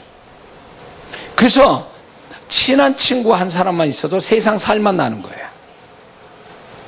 그래서 우리가 주님을 친밀하게 관계를 맺으면요, 이렇게 그 찬양 진짜 할 수 있어요. 주 나의 모든 것, 이렇게 말할 수 있어요. 왜? 그분과 친밀하니까 그분 한 분이면 다 끝나요. 그분이 위로도 되고 즐거움도 되고 다 그렇게 되니까 그분 한 분으로 다 끝나는 거예요. 그래서 주님과 소통할 때, 기도할 때, 교제할 때가 제일 행복한 거예요. 내 마음을 열어놓고 그분에게 말할 때 그분은 나한테 진짜 와서 나의 마음 안에 반응하시는 그분, 마음으로 반응하고 음성으로 반응하시는 그분을. 그럴 때 제가 기도 속에서 경험된 게 뭐냐면 그분과 기도로 깊이 들어가니까 거기가 천국이더만요. 천국이에요. 우리는 말로만 주고받는 사이잖아요. 주님과의 기도할 때. 근데 그 단계가 더 넘어가잖아요. 그러면 말이 필요 없어지는 마음과 마음이 대용량이 왔다 갔다 하는 그 수준 내에 들어가거든요. 거기까지. 그러면 그 단계가 되면 무슨 현상이 오는 줄 아세요? 거기가 천국이에요. 그 지점이. 마음과 마음이 말이 필요 없고 그게 마음과 마음이 딱 받고 주고 받고 이럴 때 그 순간에 내가 여기서 주님 안에서 자유하고 내가 주님 안에서 온전해지고 내가 주님 안에서 천국을 경험한다는 것을 그때 아는 거예요. 거기까지 가야 돼요 우리는. 근데 기도를 우리는 말만 하는 기도만 하다 보니까 힘든 거예요. 기도라는 게 재밌는 게 아니고 주님과 소통해라 자기 독백이야. 문제를 말하는데도 지쳐. 그거는 아직 기도에 깊이 못 들어간 거예요. 기도라는 단어 자체가 불쾌한 거죠. 어떤 면에서 보면. 왜냐면 빌기자 빌도자거든요. 빌어 또 빌고 빌어. 그게 기도라는 거예요. 그게 뭐예요? 불교에서 나오는요. 빌고 빌어서 또 뭔가 얻어내고 해결하는 게 이런 거라고요. 근데 주님과 우리 사이가 그런 사이냐고. 그냥 그분이 있음으로 해서 그분과 모든 걸 나눈다는 그 자체가 기쁨인데 뭘 얻자고 하니까 기도가 재미가 없어지는 거예요. 그분 앞에 내 마음을 다 쏟아낸다라고 하면은 자동적으로 그 내가 원하는 것도 얻을 수 있는데 우리는 오로지 기도라는 목적은 그거예요. 빌어서 뭔가 얻어내려고 하는. 그러니까 재미가 없는 거예요. 주님과의 마음과 마음이 소통한데 이런 경우도 있을 거예요. 내가 기도 제목이 많아가지고 기도를 진짜 써놓고 기도하거나 잊어버릴까봐 생각해서 기도 제목을 순서로 적어놓고 막 하나님께 말합니다. 근데 어느 순간인가 그분이 새길로 나를 기도를 새길로 나가려고 하는 게 느껴요. 분명히 5번에서 6번으로 넘어가야 되는데 6번으로 기도를 못하고 자꾸 5번에서 멈추면서 엉뚱한 기도를 막 할 때가 있어요. 경험 있죠? 그게 뭔 줄 아세요? 야, 너 네 기도 다 알고 있어. 그러니까 나하고 딴 얘기 좀 하자. 딴 얘기. 그런 뜻이거든요. 딴 얘기 하자고 기도를 좀 이렇게 새길로 빠지는데 주님 가만히 계세요. 지금 다 기도하는데 정신없다고요. 지금 빨리 끝내야 되는데 주님이 자꾸 기도를 방해하도 내가 기도를 또 못해요. 그러니까 기다려. 내 기도 다 할 때까지. 이런 식이에요. 얘기하자면 웃기는 거잖아요. 예? 나도 맨 처음에 근데 기억력이 없어가지고 자꾸 잊어버리는가 보다 이랬어요. 근데 그게 아니라 주님이 잠시 6번부터 기억 못하게 딱 만들어 놓고 새길로 빠져나와서 다른 얘기하고 싶은 거예요. 나랑 딴 얘기. 근데 설사 그 딴 얘기를 해도 뭐냐면 별 얘기가 아니에요. 주님과 이 얘기가 나오는 게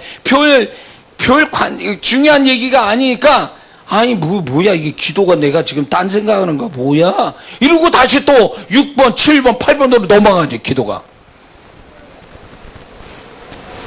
이게 탄내가 난다 뭐? 나가서? 그래서 그렇구나. 자, 이해가 되셔요? 그러니까 기도를 그런 식으로 하지 말아요. 그러니까 재미가 없는 거야. 뭐 사무적으로 뭐 결제 받으려고 그거 올리는 것 같은 기도하지 말고 내 기도 다 하시는데 그분이 내 기도를 이렇게 하려고 하는데 사무적으로 막 열심히 하는데 주님은 와서 이런 거야. 야, 너 힘들지? 나랑 좀 잠깐 좀 밖에 나가서 좀 쉴래? 이러고 기도를 이끄는데 아니요, 나 지금 이거 해야 돼요. 그러니까 지금 나 말기지 마세요. 지금 이거 해야 되니까 이런 식으로 얘기하는 거예요.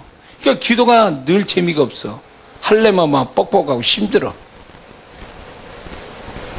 왜 기도를 그런 식으로 하죠? 주님과 좀 소통해 보려고 주님이 다가오는데 왜 그걸 자꾸 나는 내 고집대로만 다 기도하려고 그러죠? 그렇게 기도하면 끝에 뭐가 문제서 허전함이 와요. 기도는 했는데.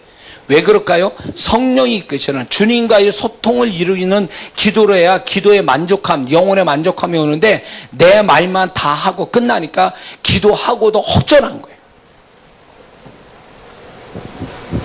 왜 몰라? 왜? 자, 친밀함이라는 거는 상대를 위해서 희생할 수 있는 거예요. 친밀함이라는 건. 희생하는 자체를 기뻐하는 거죠. 그래서 그냥 보상받지 않는 희생. 이게 친밀함이에요. 우리가 뭔가 보상을 바란다는 것은 틀린 건 아니지만 그건 친밀함에서 오는 모습은 아니에요. 주님, 제가 주님께 드린 것으로 만족합니다. 그러니까 나한테 뭐 주시려고 하지 마세요. 그냥 내가 정말 주님 좋아서 하는 거니까 그것만 받으세요. 이런 말을 해봤습니까? 낯설죠? 주님, 내가 했는데 뭘 주시려고 그러시죠? 주셔야만 됩니다. 그러는 거죠. 그러니까 이게 친밀함이 아니에요. 사무적으로 하는 거지. 그러니까 주님과의 어떤 이 관계의 모습이 친밀함을 못 느끼는 거예요. 그러니까 주님의 친밀함이 있는 사람은요, 주님만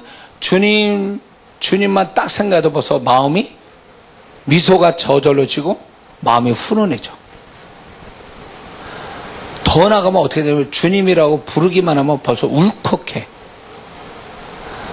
그래서 제 신앙은요, 신학교 다닐 때가 제일 좋았어요.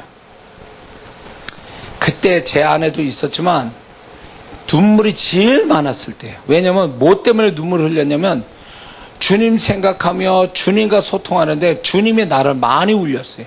그분이 얼마나 내 가까이 있었는지 그분만 다가오면 내가 못 견디겠어요. 그분이 다가오면. 그래서 지금 또요, 성령의, 잘 들으세요, 성령의 임재와 주님의 임재가 달라요. 이거 이해 못한 사람 많아요. 근데 제가 사역을 많이 해봐서 그걸 아는데, 주님의 임재는 굉장히 진하면서 나의 마음을 막 흔들어 놔가지고 감동이라는 게 아주 진한 감동이에요. 사골국 아시죠? 진한 국물, 그런 감정이 일어나요. 그러면서 내 심령 밑바닥 훑어내시는 것 같은 느낌 들어요.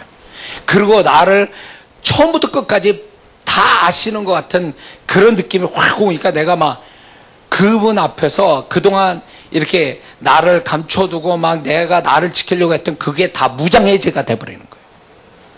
성령의 임재는 나를 사로잡아서 기분 좋게 해주시지만 그 성령의 임재 속에, 그 속에 중앙에 있는 주님의 임재는요, 나를 훑어내는 그걸 느껴요.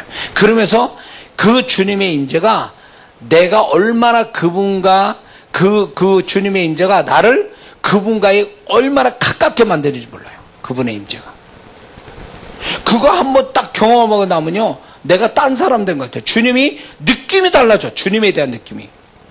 오, 이거 엄청나더라고요. 근데 그게 성령의 임재의 깊이에서 오는 거야. 그 중앙에서 오는 거예요.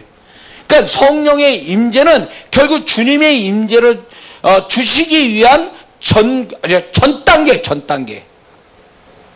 그래서 주님이 어느 날 제가 집회하는데, 집회 시작하기 전에, 아침에 시작하기 전인데 찬양 틀었어요.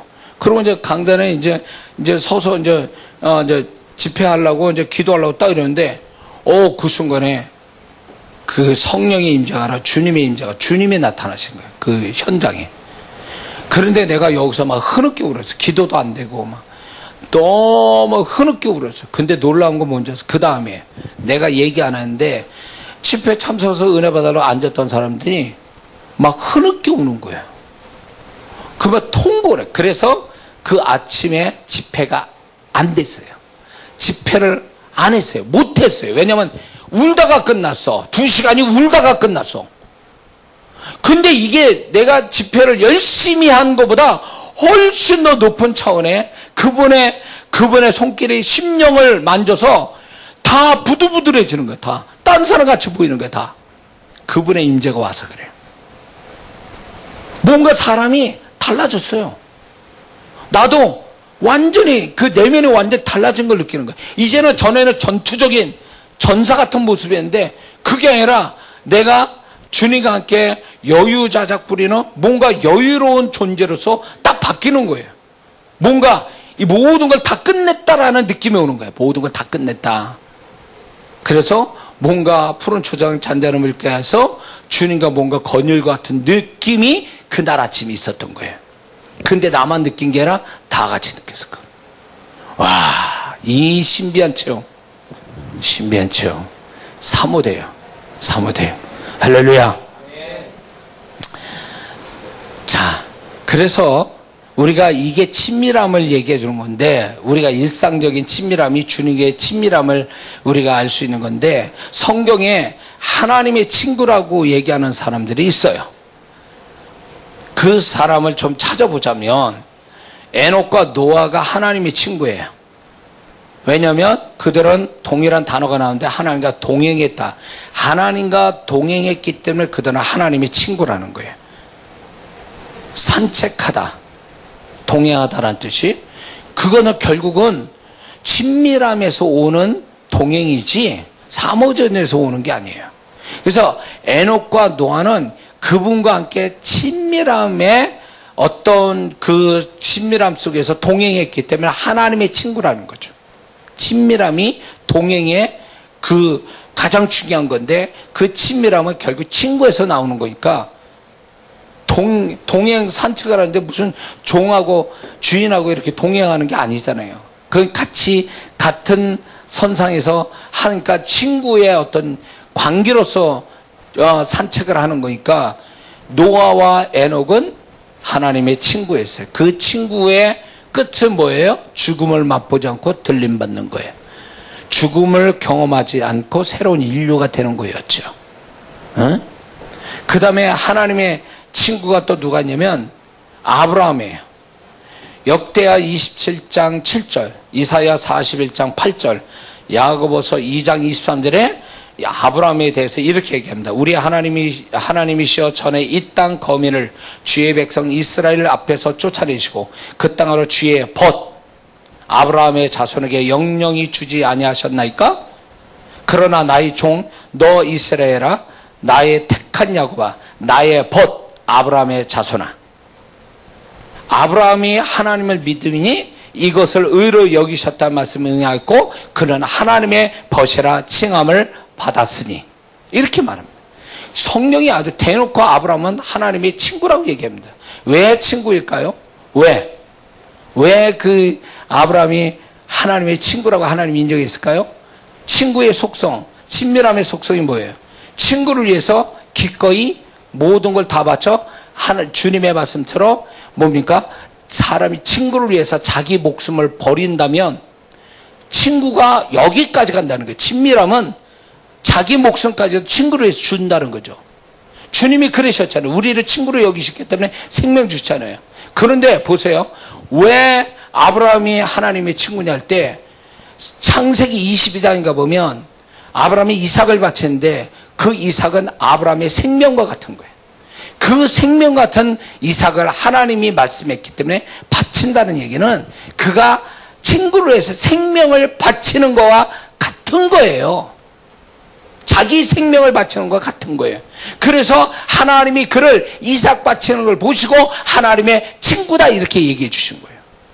근데 또 하나가 있어요. 왜 하나님은 아브라함을 하나님의 친구라고 말하냐면 소돔과 고모라 성에 대한 기도를 하고 나 아브라함이 기도하는 것에 대해서 그걸로 인해서 아브라함이 하나님의 친구라는 거예요. 왜? 하나님의 마음을 안 자라는 거예요. 그자가. 친밀함이 그거잖아요. 서로의 마음을 아는 게 친밀함이라고 했잖아요. 그런데 하나님이 정말 소돔과 고모라 성을 멸망시킬 것 같으면 아브라함에게 굳이 그 멸망을 소식을 전할 이유가 없잖아요. 미리. 그 얘기하신 건 뭐예요? 아브라함이 소돔과 고모라 성을 멈추게 기도하게 만들려고 했던 거 아니에요. 그래서 의인 10명이 없어서 소돔과 고모라 성 망했잖아요. 하나님의 뜻은 뭐예요? 10명까지 내려가고 아브라함의 기도로 다 응답했, 그대로 다 그가 말한 대로 기도를 응답해줬다는 거. 그 얘기는 뭐예요? 하나님은 생명을 멸망시키는 걸 원하지 않는 생명을 사랑하시는 하나님의 마음을 아브라함이 알았기 때문에 자기하고 상관없는 자기의 어떤 적이 될 수 있는 소돔과 고모라 성을 위해서 기도한 거 아니에요. 그러니까 하나님의 벗이 될 수밖에 없죠. 이해가 되시죠? 친구 될 만한 사람이에요. 아브라함은. 또 아브라함이 그 다음에 하나님의 친구가 될 수 있는 사람이 또 등장합니다. 그 사람은 바로 모세예요. 출애굽기 33장 11절을 보니까 이런 얘기 나와요. 사람이 그 친구와 이야기함 같이 여호와께서는 모세와 대면하여 말씀하시며 모세는 진으로 돌아오나 이렇게 얘기해요. 하나님이 먼저 모세에 대하여 어떻게 했냐면 친구같이 얘기했다 그랬어요. 그러면 그 말 뜻은 뭐예요? 모세를 하나님이 친구처럼 여겼다는 뜻이에요. 친구처럼 여겼다. 이 아브라함이 결국은 자기 이스라엘 백성을 위해서 하나님 뜻에 완전한 순종, 하나님의 뜻에 순종하고 이스라엘 백성을 정말로 하나님의 명령대로 수행할 뿐만 아니라 이스라엘 백성의 진도에서 다 없애버리는 것에 대해서 자기 생명을 버려서까지도 이스라엘 백성을 지키고 싶은, 생명을 버리면서까지도 이스라엘 백성을 지키고 싶은 그런 마음들이 결국 하나님의 마음과 같아요. 왜? 예수 그리스도를 통해서 우리를 구원하시려고 하는 하나님 아버지의 마음과 모세의 마음이 동일하다는 거죠. 그러니까 그게 하나님이 친구가 될 수밖에 없는 거예요. 얼마나 멋있는 사람들이. 친밀함의 모양을 보여주고 있는 거죠. 그러면 우리가 그분과 친밀해지면 어떻게 될 것 같아요? 결국 아까 그 기사를 제가 말씀드린 것처럼 그분과 동일한 생각, 동일한 말, 동일한 행동을 하게 된다는 거죠. 들어가 임마. 조용히. 그래서 우리가 주님과 친구가 되면 내가 나중에 결국은 주님과 동일한 사람이 돼버려서 어느 순간인가 주님이 바랬던 걸 내가 하고 있고 주님이 원했던 걸 내가 하고 있고, 그러니까 주님한테 물어보지도 않는데 내가 하는 게 다 주님이 맞아, 너 그게 맞아, 이렇게 보증하는 거죠. 보증해 주시는 거예요. 그러면 그게 주님과 내가 친밀해졌다는 하나의 증거가 되는 거죠. 어느새 나도 모르게 주님과 하나가 돼버렸어요. 주님과. 제가 이런 얘기 이제 해서 들은 분들도 있고 못 들은 분들도 있어요. 제가 이제 주님에 대해서 얘기를 하거든요. 임재가 가하면 주님에 대해서 나도 모르게 자동으로 나오게 되는데, 내가 막 이렇게 설교를 하고 있었어요. 근데 내 안에 한 음성이 들려요. 야, 너 말 참 잘한다. 주님의 음성이었어요. 근데 비꼬는 말씀이 아니었어요. 그게 뭐냐면 그분이 내가 이렇게 주님에 대해서 얘기하는 걸 시원해 하시는 거예요. 굉장히 기분 좋아하시고 시원해 하시는 걸 그렇게 표현하시더라고요. 그래서 제가 그 순간에 설교하다 멈춰 그 얘기를 했어요. 제가 그때 기억이 나요. 그러니까 나도 모르게 주님이 말하고 싶은 걸 말하는 거예요. 지금도 기도가 항상 빠뜨리지 않고 기도하는 게 뭐냐면 주님이 원하는 걸 말하고 주님이 기뻐하는 걸 말하고 주님이 느끼는 걸 말하고 주님의 생각을 말하는 자 되게 해달라고, 주님을 대언하게 해달라고 항상 그 기도 빠지지 않거든요.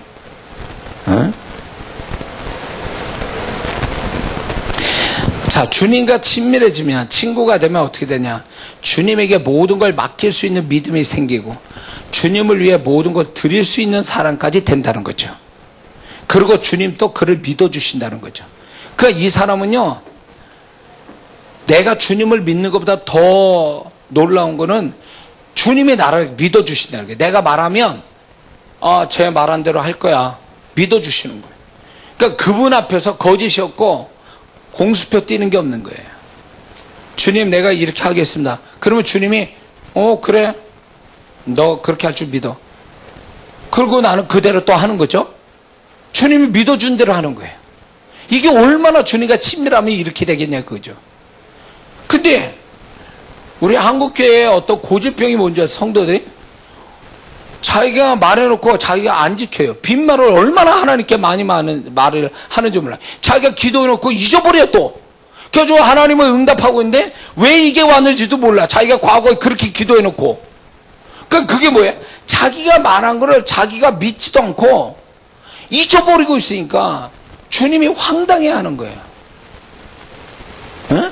그러니까 주님이 그 사람 말을 믿어주겠냐고. 그 사람의 응답은 하지만 야, 너 그냥 함부로 그래서 하나님 앞에 급하게 말을 하지 말라 이렇게 말씀하잖아요.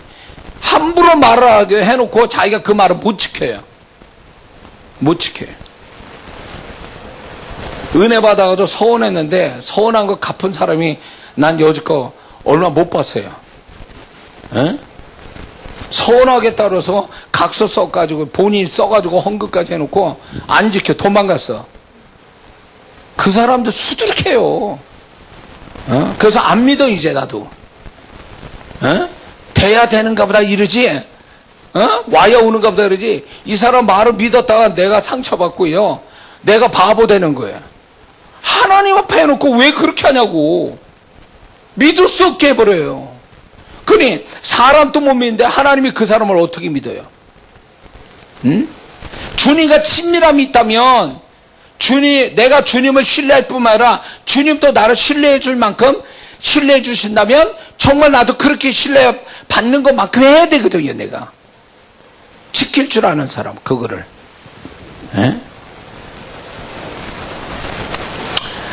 주님과 친구가 되면 주를 위해 어떤 것도 희생할 수 있는 사람이 돼요. 그리고 주님과 친구가 되면 주님의 속마음을 자세히 알게 돼요. 그래서 더 이상 말이 필요 없어져요. 주님과 관계 속에서. 그리고 주님이 깊은 비밀을 우리에게 알려주세요. 이 말씀대로 깊은 비밀을 우리에게 알려주세요. 그래서 주님과 친밀한 사람은 지혜와 계시형이 저절로 와 있어요. 그래서 그 사람이 남들이 알지 못하는 비밀스러운 주님만이 아시는 걸 밝혀주신다는 거죠. 뿐만 아니라 그리고 그런 사람은 주님으로부터 존귀함 받아요. 주님과 친밀한 사람은 주님이 존귀하게 여기셔서 권위를 덧입게 돼요. 권세를 갖게 돼요. 이게 친밀함의 축복이에요. 이거 받자고 하는 건 아니에요.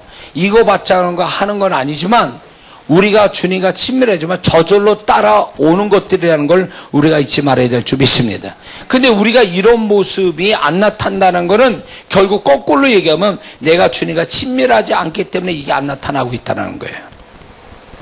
그래서 지금 우리 한국교회 신앙이 다시 한번 부흥이 하려면 뭘 더 열심히 하는 게 아니고 주님과의 가까이 주님과 사귐이 친밀한 사귐을 이제부터 시작을 해야 신앙 부흥이 온다는 거죠.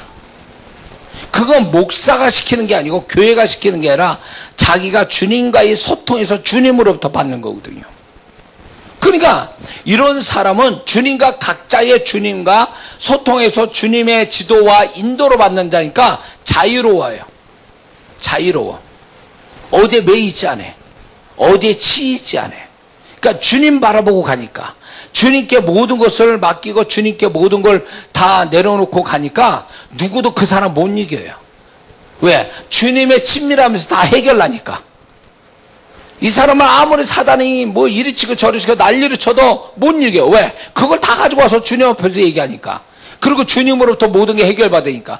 그래서 다윗을 못 이긴 거예요. 그래서 사단이 그렇게 넘기려고 그래도. 왜냐면 그 모든 것들이 하나님 앞에서 다 토해내고 그분으로부터 다 모든 걸 다 해다 벗고 그런 식으로 삶을 사니까 마귀도 어떻게 할 수가 없는 거예요. 그게 우리 삶이 돼야 된대요. 우리 삶이. 사람에게 매여, 일에 매여, 또 이렇게 저렇게 매여가지고 도대체 신앙 같지도 않은 신앙을 갖는 거예요. 겨우 교회 나와서 예배도 졸면서 예배 드리고 그러고 또 이제 집에 갑니다. 그러고 세상 사람같이 살아요. 그러니 그게 신앙이냐고. 그게 적어도 30년 전에 신앙 산 사람들이 우리의 신앙을 보면 그건 신앙이라고 말하지도 않을 거예요. 오히려 과거에 제가 학생 때 40년, 50년 전에 신앙생활 했던 분들이 주님과 얼마나 친밀하게 사귀었는지 몰라요. 제가 아는 그 집사님들을 보면요. 그러니까 교회 때문에 목사님 때문에 하는 게 아니에요. 직분 때문에 하는 게 아니에요. 주님이 그렇게 말씀했다는데 어떻게 할 거예요? 주님이 나한테 그렇게 했고 주님 때문에 내가 한다는데 뭐 할 말 없는 거죠. 그러니까 주님으로 강해지니까 어디에도 그 사람이 흔들리지 않는 신앙을 가지고 주님의 뜻을 이루어요. 그러니까 주님이 목사가 축복 안 해도 주님이 직접 그 사람을 축복하는 거예요. 그냥. 얼마나 멋있는 삶이에요 이게. 이 삶을 꿈꿔야 돼. 이런 신앙을.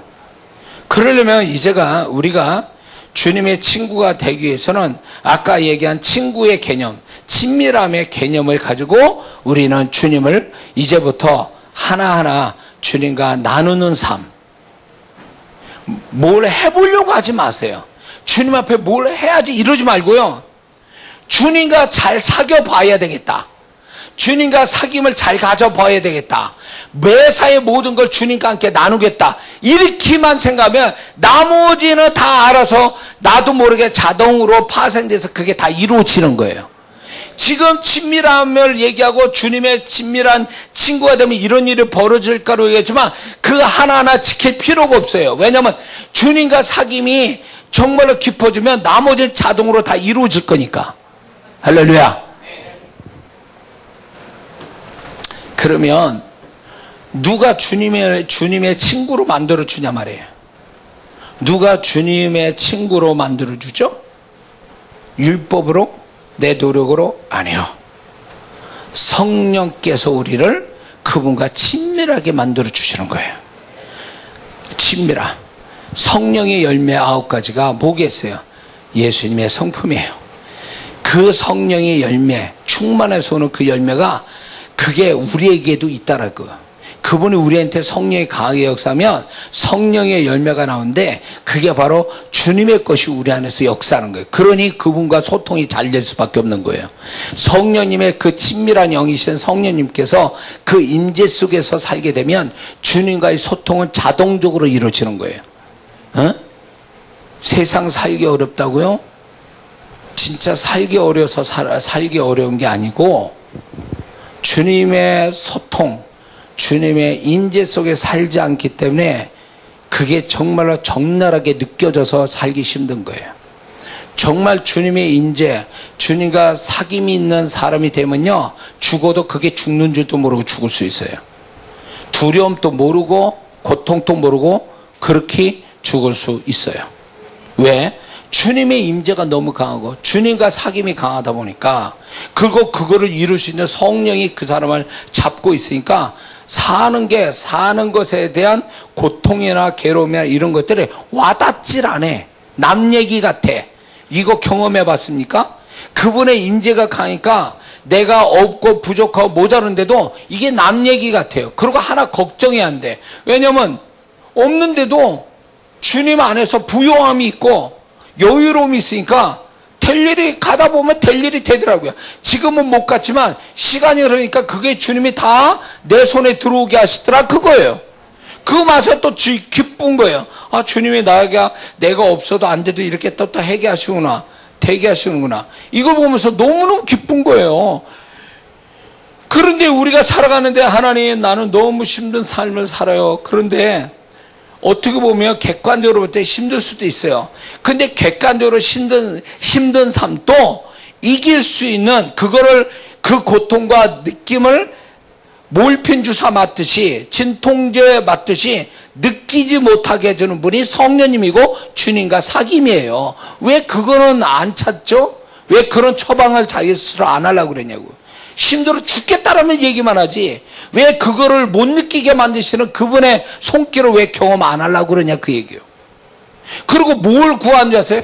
문제를 해결해 달라고, 이 고통스러운 이것만 해결해 달라고 그래.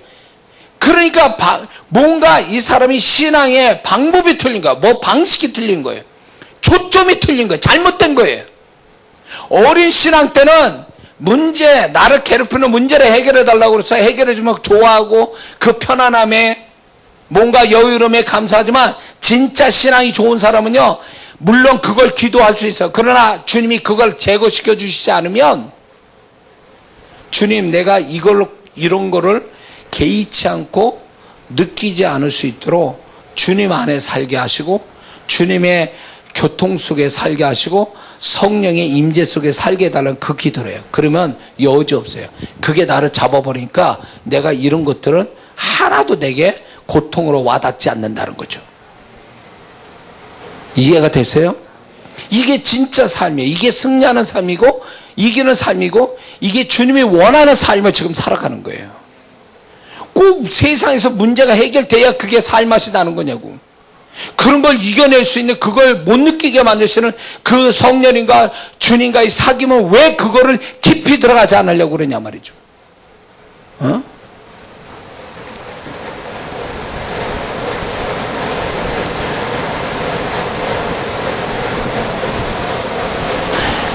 친한 친구가 있으면요, 가장 힘든 삶을 친구와 나누잖아요. 근데 그 친구가 다 이해해줘요. 받아주고 같이 안타까워 여기고.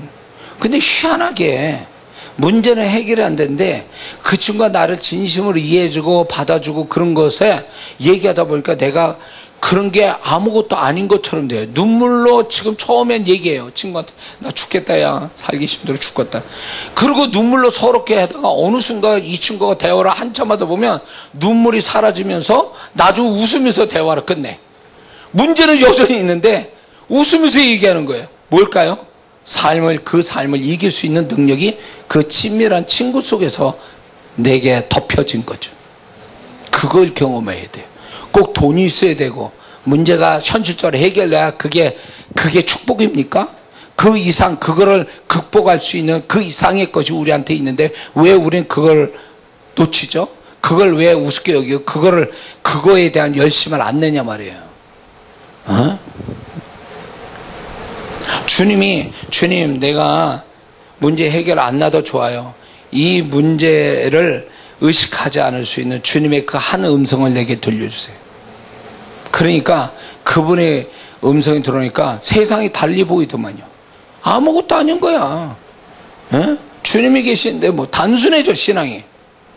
주님이 계시는데 이렇게 나오니까 정말 내가 이상할 정도에 내가 바보 됐나? 내가 이게 지금 미치는 거 아니야? 이렇게 생각이 들 정도로 나오더라고요. 근데 미친 게 아니에요. 근데 지나고 보면 그게 나를 막 엉망진창으로 만들 것 같은데도 그분이 나를 이 고통을 못 느끼게 하면서 동시에 무슨 작업하는 줄 아세요? 그냥 그 문제를 그분이 은혜롭게 다 해결해 주시는 것도 나중에 보면 기가 막혀 이중의 역사를 하시더라고요. 자, 저는 이 설교를 이제 마치려고 합니다. 저는 원래 이 설교가 아닌 거를 지금 주님이 이걸 성령이 감동 주셔서 제가 설교를 하는데 나는 주님이 그렇게 전하면서 느끼는 게 뭐냐면 주님이 정말 간절히 원하는구나 이 신앙을 우리한테서 이렇게 막 울컥울컥해요. 제가 이게 전하면서 예? 왜냐면 여러분의 영 때문에 게 아니라 주님이 내가 이 말하는 거에서 자꾸 뭔가 반응을 하세요. 그러니까 내가 울컥하는 거예요. 맞다라는 거지. 주님이 이걸 얼마나 원하는지 모르는 거예요. 그러므로 여러분들이 이 여름 집회를 마치면서 여러분들 올해부터 오늘까지 7번 설교하면서 이걸로 정리하면서 정말 여러분들이 또 후반에 살 때는 좀 이런 모습 주님과 친구 돼서 살아가는 정말 주님의 친구 주님의 종도 아니고 주님의 먼 거리에 있는 그런 사람이 아니라 주님과 정말 친구가 돼서 살아가는 축복이 또 즐거움이 있기를 주의 이름으로 축원합니다.